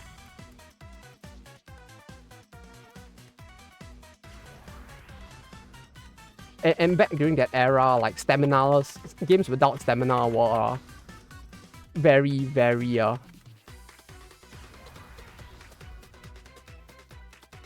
very good at that. Because most consumers wouldn't actually spend like on your stamina system. And I feel like many games just ended up like giving so much additional stamina that like your average, only the true like hardcore grinders would actually run out of stamina. Like even with FGO, it's like I never ran out of apples. I know people who did, and I could never understand how people found enough time to play the game such that they could use up all of the apples.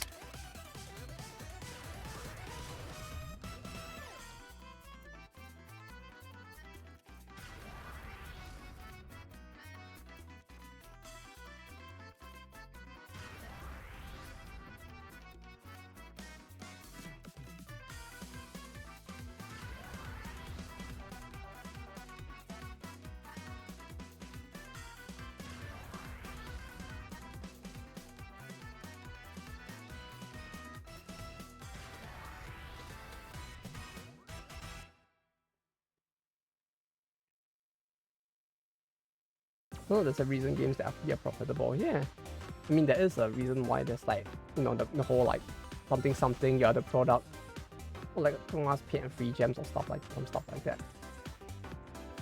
This one that still sounds popular. Was it GBF? Doesn't GBF have like stamina, 40 jump scare? Yeah, it's great. Late game, I'll surely be like, yeah. I mean that's like most games though. I feel like you just never run out of stamina items. If the game requires too much manual play, at least. But yeah, I don't know how the Gakuma's paid and free gems thing will work though, because like, technically, only one of the two currencies is a paid currency. If they make it distinct enough, legally distinct enough, I don't know if it will get touched by EU laws, to be honest. Right, because like, I feel like that one is only really a problem if when you purchase paid gems, you also get free gems. But as far as I know, Gakumas, when you purchase paid gems, you don't get free gems. Needless to say, there are some games that do, right? Like BA does have that, where like you get like a certain amount of paid and free gems. I don't know how that would be handled by the EU law now. But BA doesn't have items that can only be purchased with premium gems only, I think. So I don't know if it's that much of an issue. Because in the end, while they are displayed as different things, they don't. One does not inherently have more value than the other in that sense.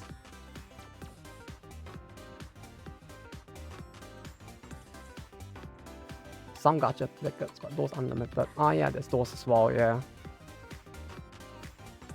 A few paid only items. No, but what I mean is that like there aren't things that you can only purchase with paid gems specifically, right?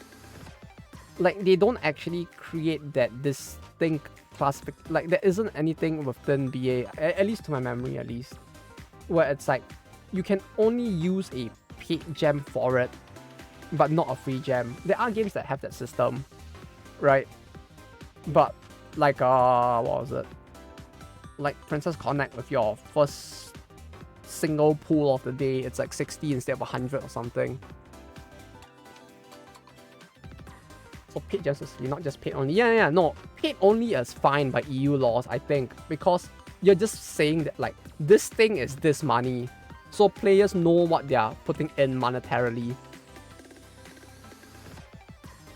But like the thing that the law mentioned was that they were trying to obfuscate middle currencies. Where like with like Genshin, right? You have the thing that exchanges for the currency. You have your main currency that you then redeem for the gacha currency, and then you use the gacha currency to roll the gacha. But when it comes to like paid and free currency, right, where the game makes the distinction between the two, where it's the same currency, but they tell you that like, hey, 50 gems of what you have are paid and 50 are free. I don't think that actually matters unless you sell packs that have both, and one of them has more inherent value than the other, in the sense that one can do more things than the other. I could be wrong, because like I don't know how the lawyers are gonna like fight it, or like lawyer it if like a case actually goes up to the courts, right? Because there's no precedent for that. But that's what it looks like on the surface, at least. Like, you could make the case that like while these two things do exist, there is no inherent difference between the two, right? Both end up being used for the same thing. It's like you have a free currency and you could spend more to get more of that currency, and you can make the justification that because there is no inherent difference within the game, this is more for our own internal lock keeping. Because there are games that do that, like that do check like how much like back when I was in Houses and Dragons, we used to do that as well, where like you would track like how much paid gems was being rolled into a gacha. Now, even though the gacha that you use both paid and free gems, they would track like how much paid gems went into it, so that you can calculate the true profitability of a gacha banner. So like that could be their excuse if you wanted to bring it, if it actually went to a court as well, especially if your gems don't have specific distinct like uses. So I don't know. I genuinely do not know how it would go when in those specific cases.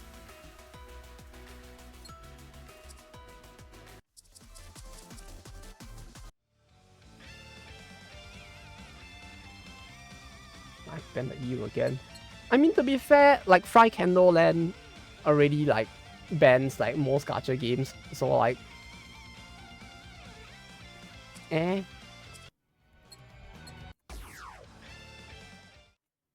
like the Netherlands already like bans like most games from what I know. Like you can't play Blue Archive in the Netherlands, if I recall.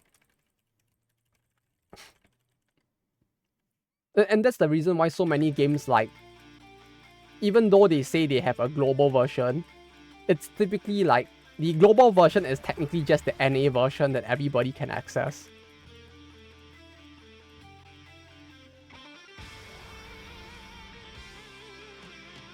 There isn't, nowadays at least, they don't truly have like a EU exclusive version anymore. because the laws in EU are are stricter than in America when it comes to consumer protection, when it comes to like this kind of like loot boxes in games.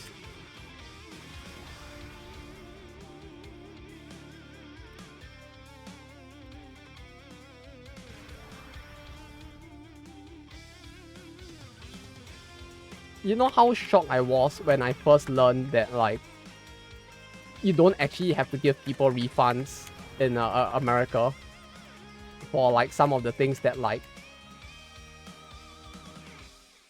we have to give refunds to people in Japan and Korea for. Like people in Korea can just like literally mail the company or mail us like and be like, hey, you know, I think I have a change in heart. Can I have a refund? And like the game is typically obliged to like at least try to give them the refund, including like rolling back any items that they may have acquired as well. Like it was such a bitch to deal with it. I mean, like thankfully I didn't have to like do it myself, but like having to deal with those fucking support tickets as well whenever the customer service department sent it to us was such a bitch.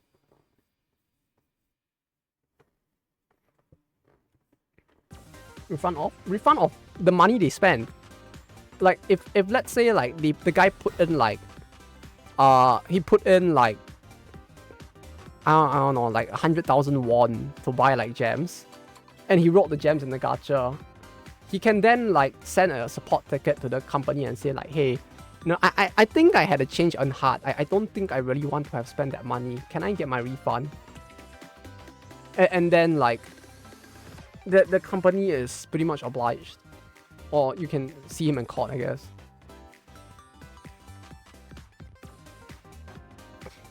He's asking for a refund for a pack of open cards. Yeah, I guess the difference is that like, no, yeah, pretty much, yeah.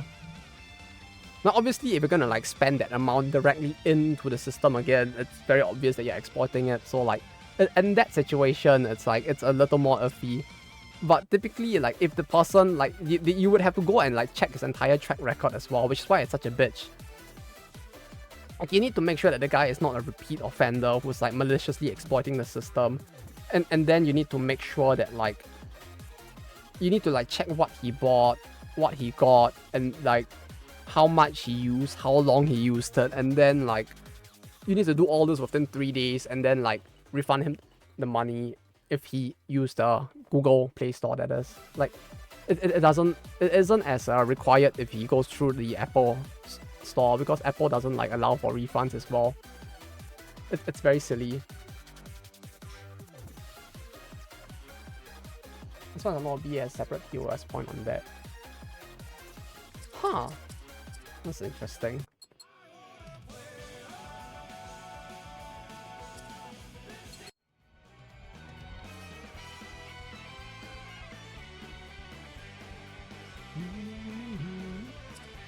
You know, I really wish they had a more of a they have more like Guilty Gear or like Blaze Blue music in this game. I would love for that as well. Like you can get banned if you're gonna do a refund outside or something like that. Huh. It's actually quite strict for the system abuse. Yeah. I mean, it makes sense to like try to like prevent like actual abuse of the thing as well.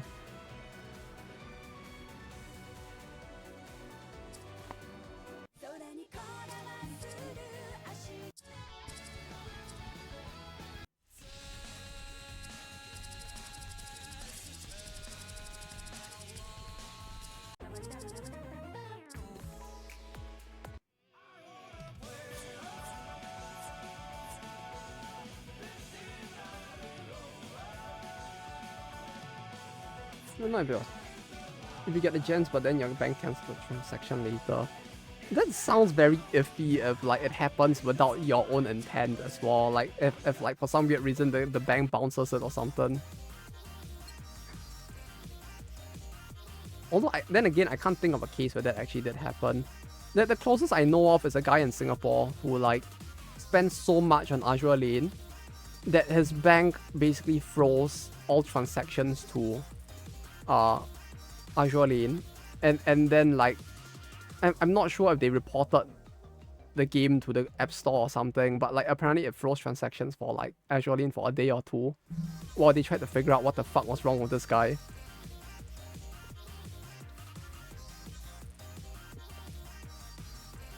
Like they didn't freeze his transactions, they froze transactions to Azure Lane completely through the App Store. Like, it was actually quite insane from what I know, because like he was just spending like thousands of dollars into the game at a time. And that was like, I think in like the first few years of the game. Yeah, lor. You want to know, like, you have to understand, right, that these people, some of them just aren't fucking rational. Like, he's my friend, so it's fine if I shit on him. I'm not shitting on the consumer. I'm shitting on my friend. Okay, but like, he's literally the kind of person who's like, you know what? I think I'm gonna put in $500 now to prepare for the future. And you ask him, what future are you preparing for? And it's like, you know, I don't know. Something might come that I want, so I'm gonna put in 500 now. And then 3 weeks later, he'll do the same thing again. And then someone else will like taunt him and be like, how about you put in more? And he'll just put in the money. Like, the guy is not rational. He's not rational the way he does it. He just puts the 500 into the game and it's just like, you know, I might need it in the future. I'm gonna like ring every single ship in the game. You never know, I might need it.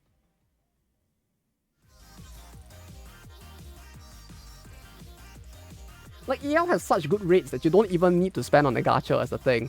I don't know what the fuck he puts in all that money for, but to be fair, he was one of the people who had like every single ship in the game ranked, so like, what the fuck do I know? I'm not saying I'm my friend. Yeah, see, like, the thing is that, like, I do have friends who are that fucking insane. I do. Like, I knew a guy who did the same thing for FGO. Except that his case, he was actually rolling the gacha. The guy earned $3,000 a month. He puts $1,000 into like FGO. And then he lives with his parents instead because he doesn't have the money to move out. Like those people were actual degenerates. But to be fair, the guy who put all that money into Azure Lane actually was quite... He had a good... Aside for his insane spending in like card games and gacha games, he has a pretty solid head on his shoulders. Like, he earns a shit ton of money from his job because he's actually very good at what he does. And he has the money to actually do that because he's actually successful. But like, it's just that like he's just a degenerate fucking gambler. Like, he actually bought every single signed SP for Azure Lane and Weiss Schwarz. I remember that because he asked me to help him buy the cards from Japan because he wanted all of the cards. You know why he bought all of the SPs? Because someone fucking dared him too. They told him, if you buy every single like SP, I will treat you to one buffet meal. They dared him to do it. He did it. He spent literal thousands of dollars to do it for $100 meal.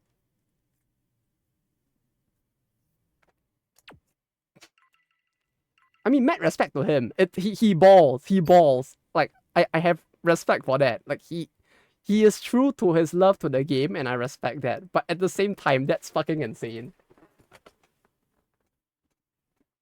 How about spending over 20k of your international study money from parents on Arknights and FGO gacha?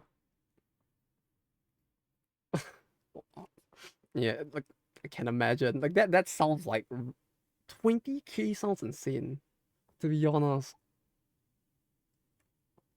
20k on FGO. No, I can see that. Stupid me. I almost did the same thing once. It didn't get that much, but I spent a lot of my own money on it. No, don't think about it. 80 USD just to get item Ari. Just wasted 80 USD on just a few days ago. I mean, 80 USD doesn't sound that bad.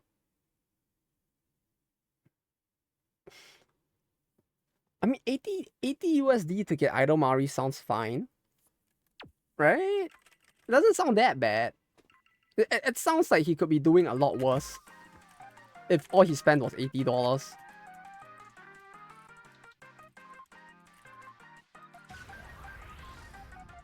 If it was saying $800, oh yeah, then I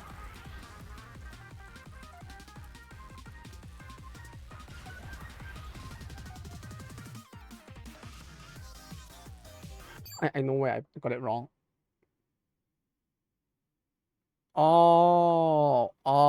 Okay, got it. For a second, I thought you meant like the guy was like American or something.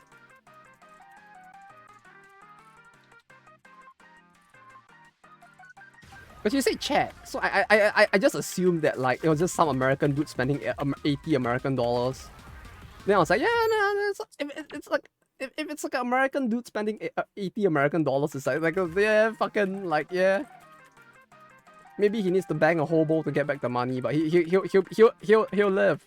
But like yeah, no, in that case that's really rough. Yeah. Like the context of it's like your country's currency, then it's like okay, yeah, no, it's a lot then. Oh, that's rough though.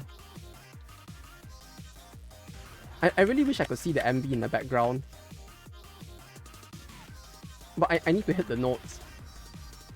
I just see like Asana's ass and Karin's ass like partially in the background and it tempts me to look.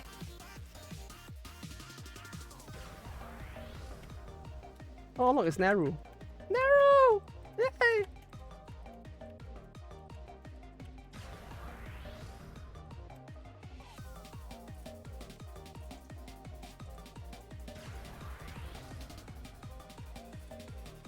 I can't believe we actually did this for like close to 2 hours. Like my brain is a little fried right now from like getting the nostalgia wave from talking about my dad and doing this for close to 2 hours.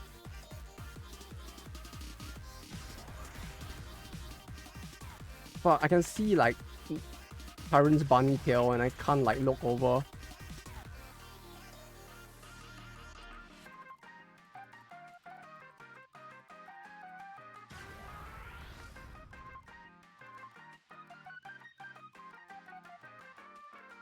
I see it in the corner of my eye. This is giving me flashbacks to playing like Project Diva back in the day. And like Miku was dancing in the background and I'm like, I really want to watch Miku dance, but I can't watch Miku dance because I need to push buttons.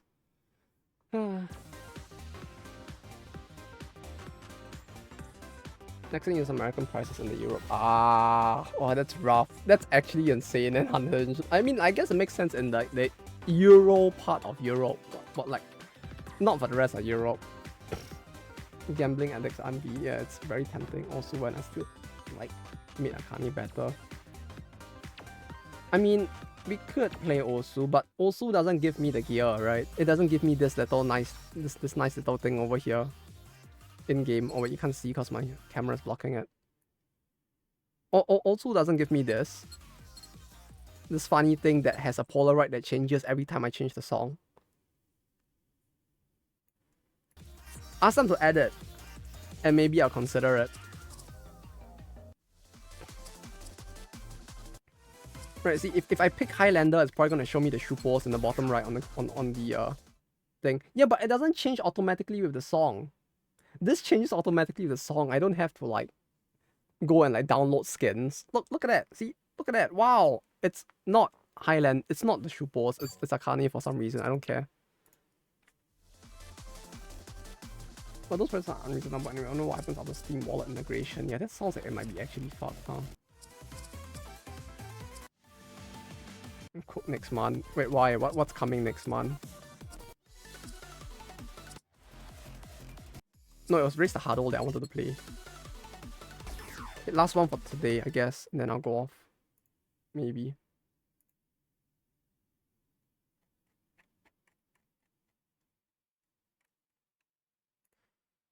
Shupodoko. They aren't in the game. My disappointment. Immeasurable. Day is ruined. I saw lead. We went lead for a second and then I missed. I don't know why. Sometimes my pronunciation of words just like gets completely fucked. Like just for a second, I just forget how to pronounce things.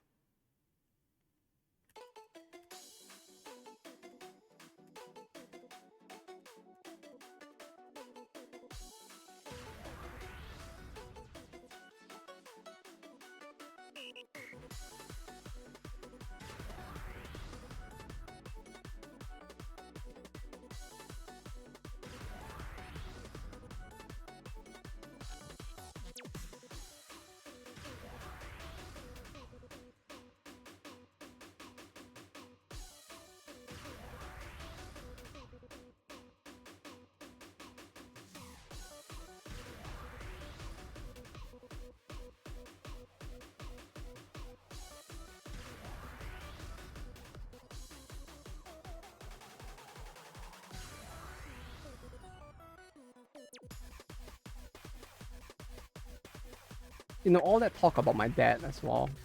And like I have to say, like one like kind of related but unrelated thing. I think I mentioned it like really far back in the day. I'm so glad that Pokemon Go came out. Cause Pokemon Go's release like kind of didn't like mend some of the relationship I had with my dad as well. Because like my parents used to be really disappointed that I entered the game industry. But when Pokemon Go came out, they kind of finally understood what gaming is about and like how big the market for games can actually be.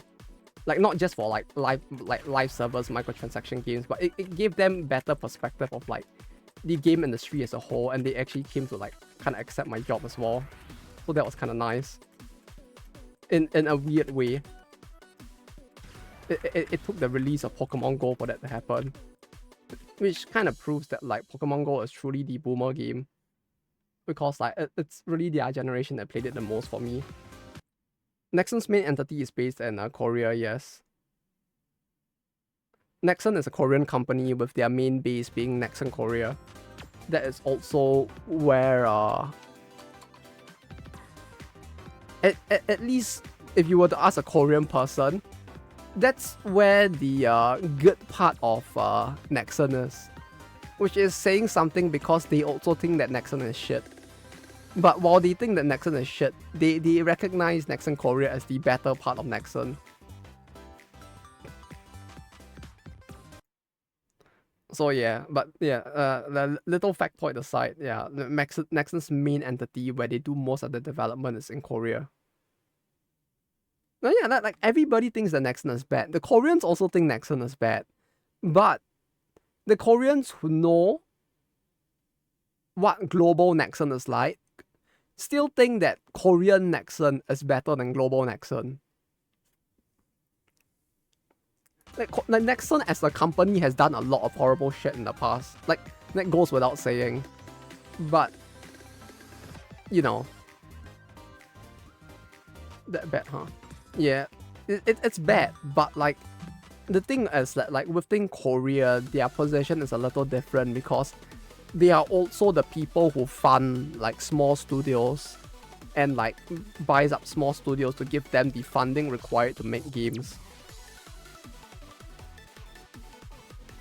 Right, like with like Mint Studio now, right? They used to be a studio in Nexon that was given the money to basically like create small titles, and now they are spun off as their own company instead, right? Like stuff like this, where they would bring in a lot of the initial like fresh talent. They would buy up the small companies. They would give like they would basically publish the indies and stuff like that as well.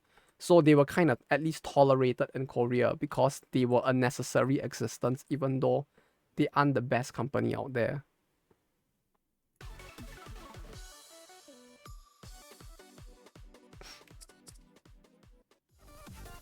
It's like the slightly different impression of them there. Point the next unable to produce. good games within their own studios, so they keep buying up indies. Yeah, I mean, yeah. But that's the thing, right? They buy up indies, which basically gives the indies the money they need to basically get their game out in the first place. Because like the idea of like we just publish your game for you is not as common there, right? It's kind of like with like Lies of P, right? Lies of P wasn't created by an internal studio within Neoverse at first. It was basically like ex-developers on other titles came up with the idea. They went to Neoverse. Neoverse bought the studio and allowed them to develop the title under them, if I'm not mistaken. And stuff like that. Like, it's the style of operation there is just kind of different overall.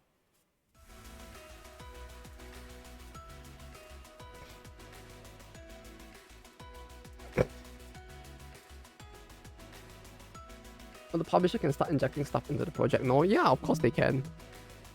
Because they are the publisher after all.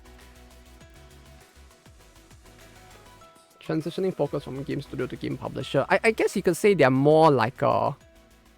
rather than transitioning from game studio to game publisher, they're more like the equivalent of like Tencent at home. Where they're a publisher that owns the studios. And that like uses that to try and like gain the competencies to therefore manage other studios better and expand their reach as a publisher, while also developing internal studios to produce certain titles. Is the end goal that just doesn't actually pan out, is the thing.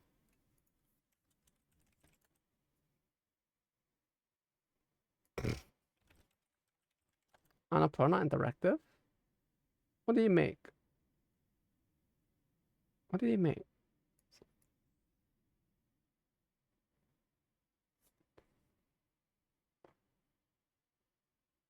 I don't remember. Outer Wilds! Ah! Nahone. The first Berserker Kazan is a good game, but because it's published by Next, my friend reacted negatively towards the game. Yeah, the game is good. Like, it's a good game. I don't get the I guess they are kind of like, there is, especially globally, there is a bit more negative of a perception of Nexon, in part because of Dark and Darker as well. I feel like I can understand why they are pissed more, because that case is perceived very differently inside and outside of Korea. Like, within Korea, the Dark and Darker case is actually seen as a case where, like, Dark and Darker are the people in the wrong. But most people outside of Korea see it as, like, Nexon is in the wrong for pursuing Dark and Darker developers.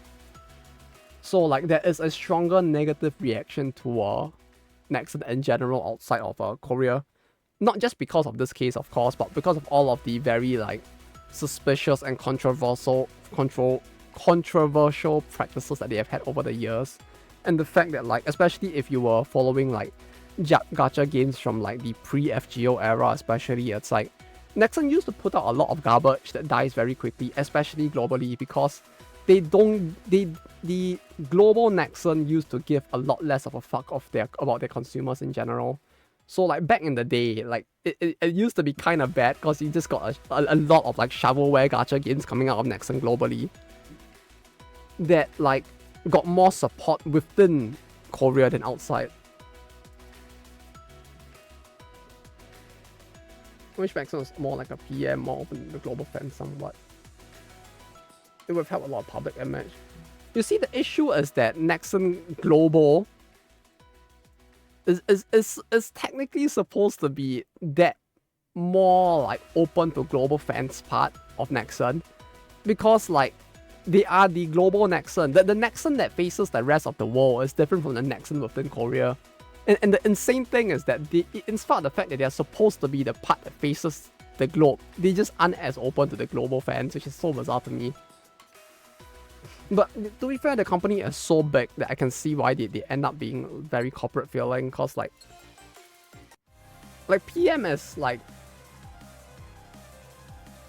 indie in comparison, you could say, I guess. Like, They are much smaller, and the people at the top are more grounded because it's more like a studio rather than a giant monolithic publisher, where the people at the top in Nexon probably don't even have any like game design experience or like care for it themselves. They're just there for the profits. Like there's that big difference there as well, I feel like. Right, it's like saying like, you know, like EA CEO feels more impersonal than like, what's a good example? Small company like, what's a good example nowadays? Like I can't think of like a good like Zoomer example. Like I guess you could say the difference between like the head of Baldur's Gate, right? The head of Larian Studios as compared to like the head of EA. Right, one of them is more open to their fans than the other, and that's because one is a studio first, the other is a publisher, a publicly traded corporation first. Like CDPR and entirety of EA. Yeah, pretty much. Yeah, pretty much.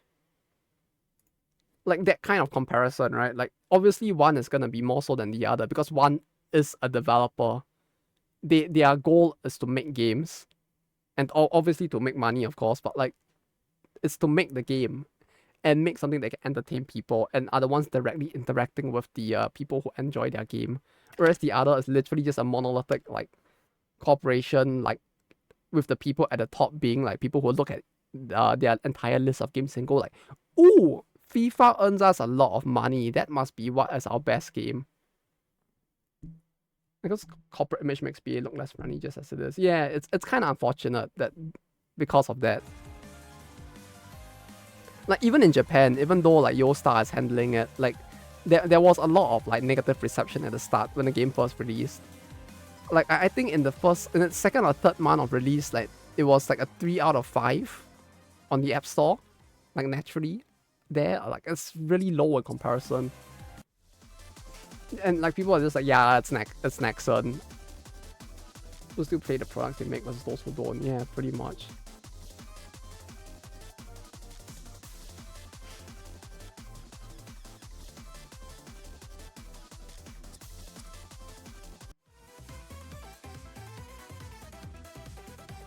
But yeah, the Nexon's corporate stuff of sharing people. Yeah, it doesn't help that like Nexon is just so big now. And in their size, they have done a lot of things that like creates a negative halo on everything under them. You know, it's like kind of like when like EA comes up with something that's actually good, and then people are like, "What?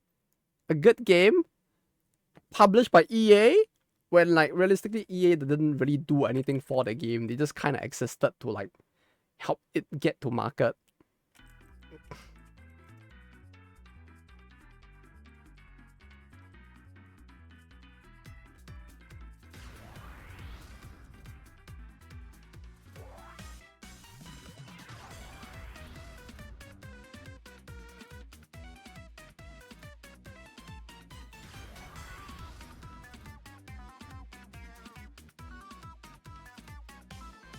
In the end, I never finished my Weiss Schwarz deck, huh? Like, I was looking at cards, and then, like, all of these different things happen, and now, like, my deck is still, like, incomplete.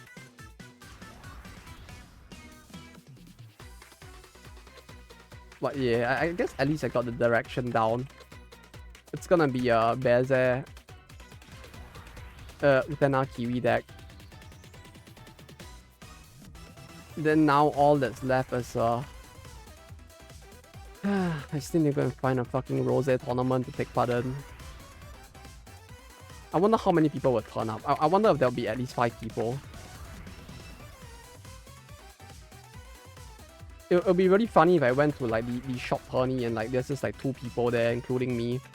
And we just like rock, paper, scissors for like the PR cards instead.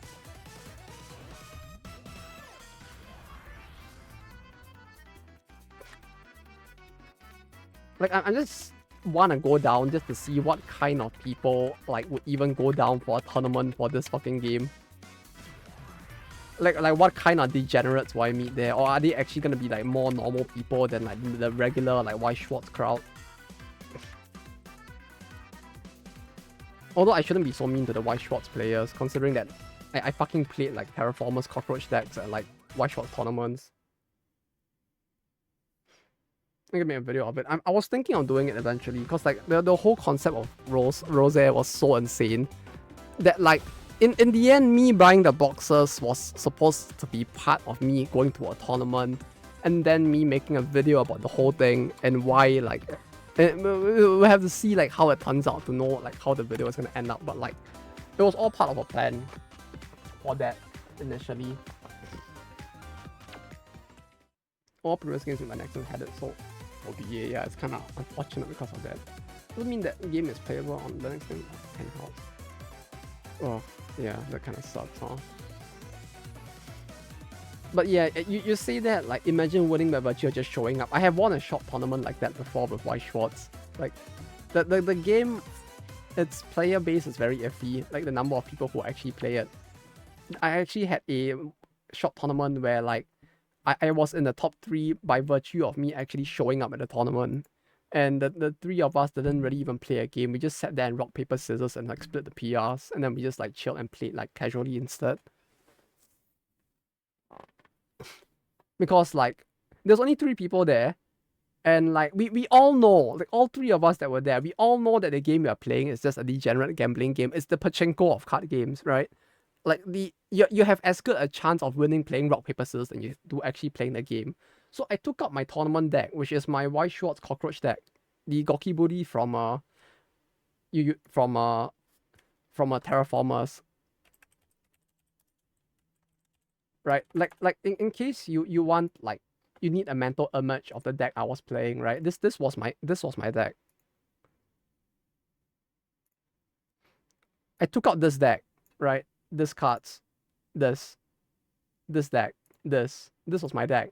I took it out and I'm like, are you sure you want to play the tournament? There's only 3 of us. We could, but we're not gonna have a good time. I do have a casual deck.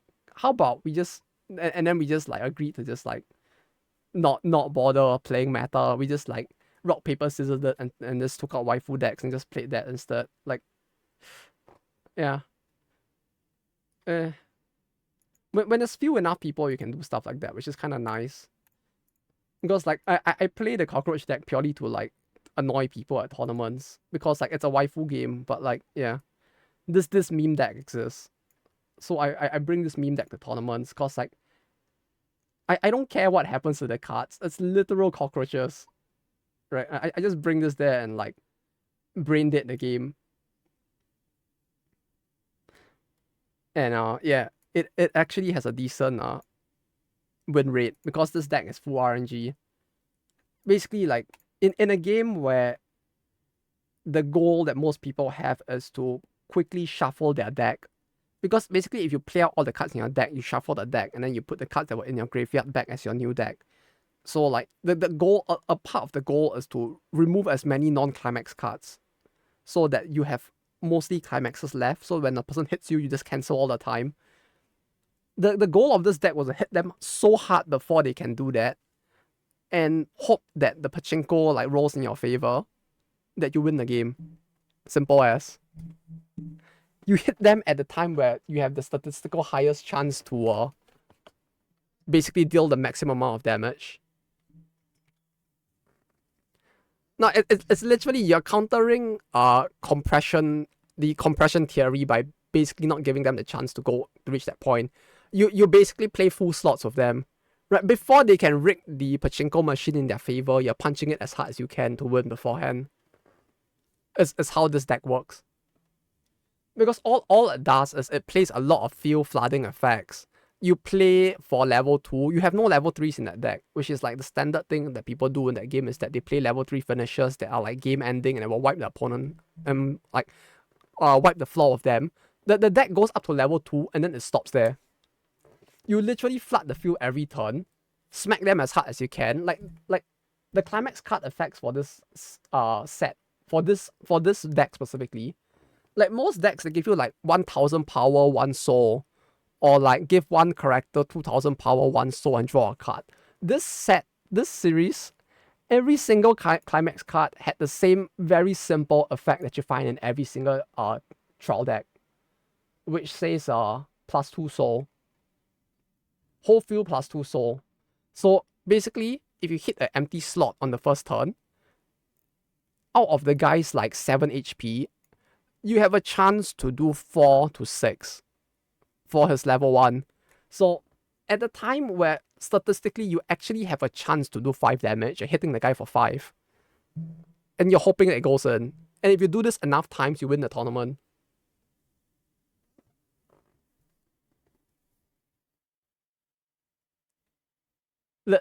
Literally going full pachinko. But yeah, this was the level 2 card. You use this card to summon the other level 2 card, which was this one. I think? No, it's not this one. It was the green one. You use that to summon this. And then you use this to, whenever you punch him and he goes down, you send him straight to the clock. Basically, you send the card that you defeated into his HP bar to deal him damage. And then when you reach level 3, you play this event, which basically slaps him in the face and says that, fuck you, you go straight into your damage zone again. Because this is just a spell card, essentially. And you just like, yeah, you don't play for level 3. So all the waifu, like, level 3 cards that people like to play, you basically don't give them a chance to climax. Right, you're blue balling them with cockroaches before they get a chance to climax.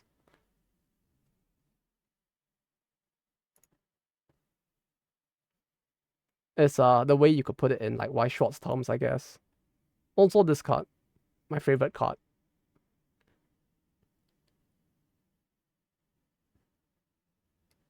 Effect is very simple. You take one of your cockroaches, right? You have 5, basically you have 5 spots that you can put creatures in the game, kind of like with Yu-Gi-Oh! This is the equivalent of Scapegoat from Yu-Gi-Oh! Right? Except that you basically tap one of your own things, and then you search your deck for like as many of this cockroach as you want, and you just put them on every other slot on the field. And then this cockroach basically says play as many of this card as you want. So you just flood the field, and then every turn you just smack the guy. You just smack him in the face every single fucking turn until like he's dead. There's no strategy to it. You literally just play pachinko with the guy, and you hope you win. But yeah, that's why for me it's like I don't know like what the strategy is for like actually like meta gaming Weiss Schwarz. Because I know what the meta decks are, but I never saw the reason to play them. I never saw the reason to play them, because you could just play this and you have a decent amount of chance to win, because you're just gambling with them. On total assault, but limited number of purchases, so I need 20 more E-lifts. Oof, that's a big oof. Trying to tempt you to like exchange the rest, I guess, or wait another month. Getting blue balled by John Nixon. But okay, I'm gonna head off for now. It's getting late here, so y'all have a good day, have a good night, and I'll see you guys on the weekend when I come back again. 30 days. Oh yeah, especially since it's the start of the month. Oh no. Good luck. Good luck. It's rough. Wait, see me outside. GG's, Obama. Have a good day. Have a good rest of the week, and hopefully your weekend is awesome. I guess we'll most likely be Minecrafting, looking at like the comments on the thing. The only thing is what server to use. Let go. If you have a recommendation, let me know in the Discord. Else we might actually end up using Aethernos or something. We'll have to see. But yes, you rest well as well. Alright, today's episode dumpster fight at work. Nothing is working. That sounds horrible, if anything. Like, unless like you're not the one who has to solve all of it, in which case that's probably a good thing then. But hopefully it gets better going forward. Decide if modded or not first. We're not modding. We're definitely not modding, because we have people who have never played the game before. So we at least want to start with vanilla. We at least want to start with vanilla, so that people who have never played the game before can get used to it before we go modded. So modded can be a thing for the future when people know what they're doing. If you're using Aethernos, like go, then it should be easy.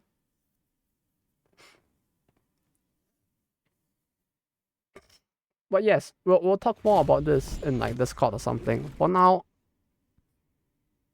I'm gonna head off. So you guys have a good rest of the day. Yes. A couple of years since I did it. Don't worry, it's been a while since I did it as well, so your guess is about as good as mine. But that said, yeah, I need my sleep, so until next time, have a good day, have a good night, have a good rest of the day, and hopefully things get better if they aren't going well, like with Obama's case. But until the next time, take, I really need to shave, huh? Oh, oh no, yeah, I really need to shave. Until next time, take care and bye bye.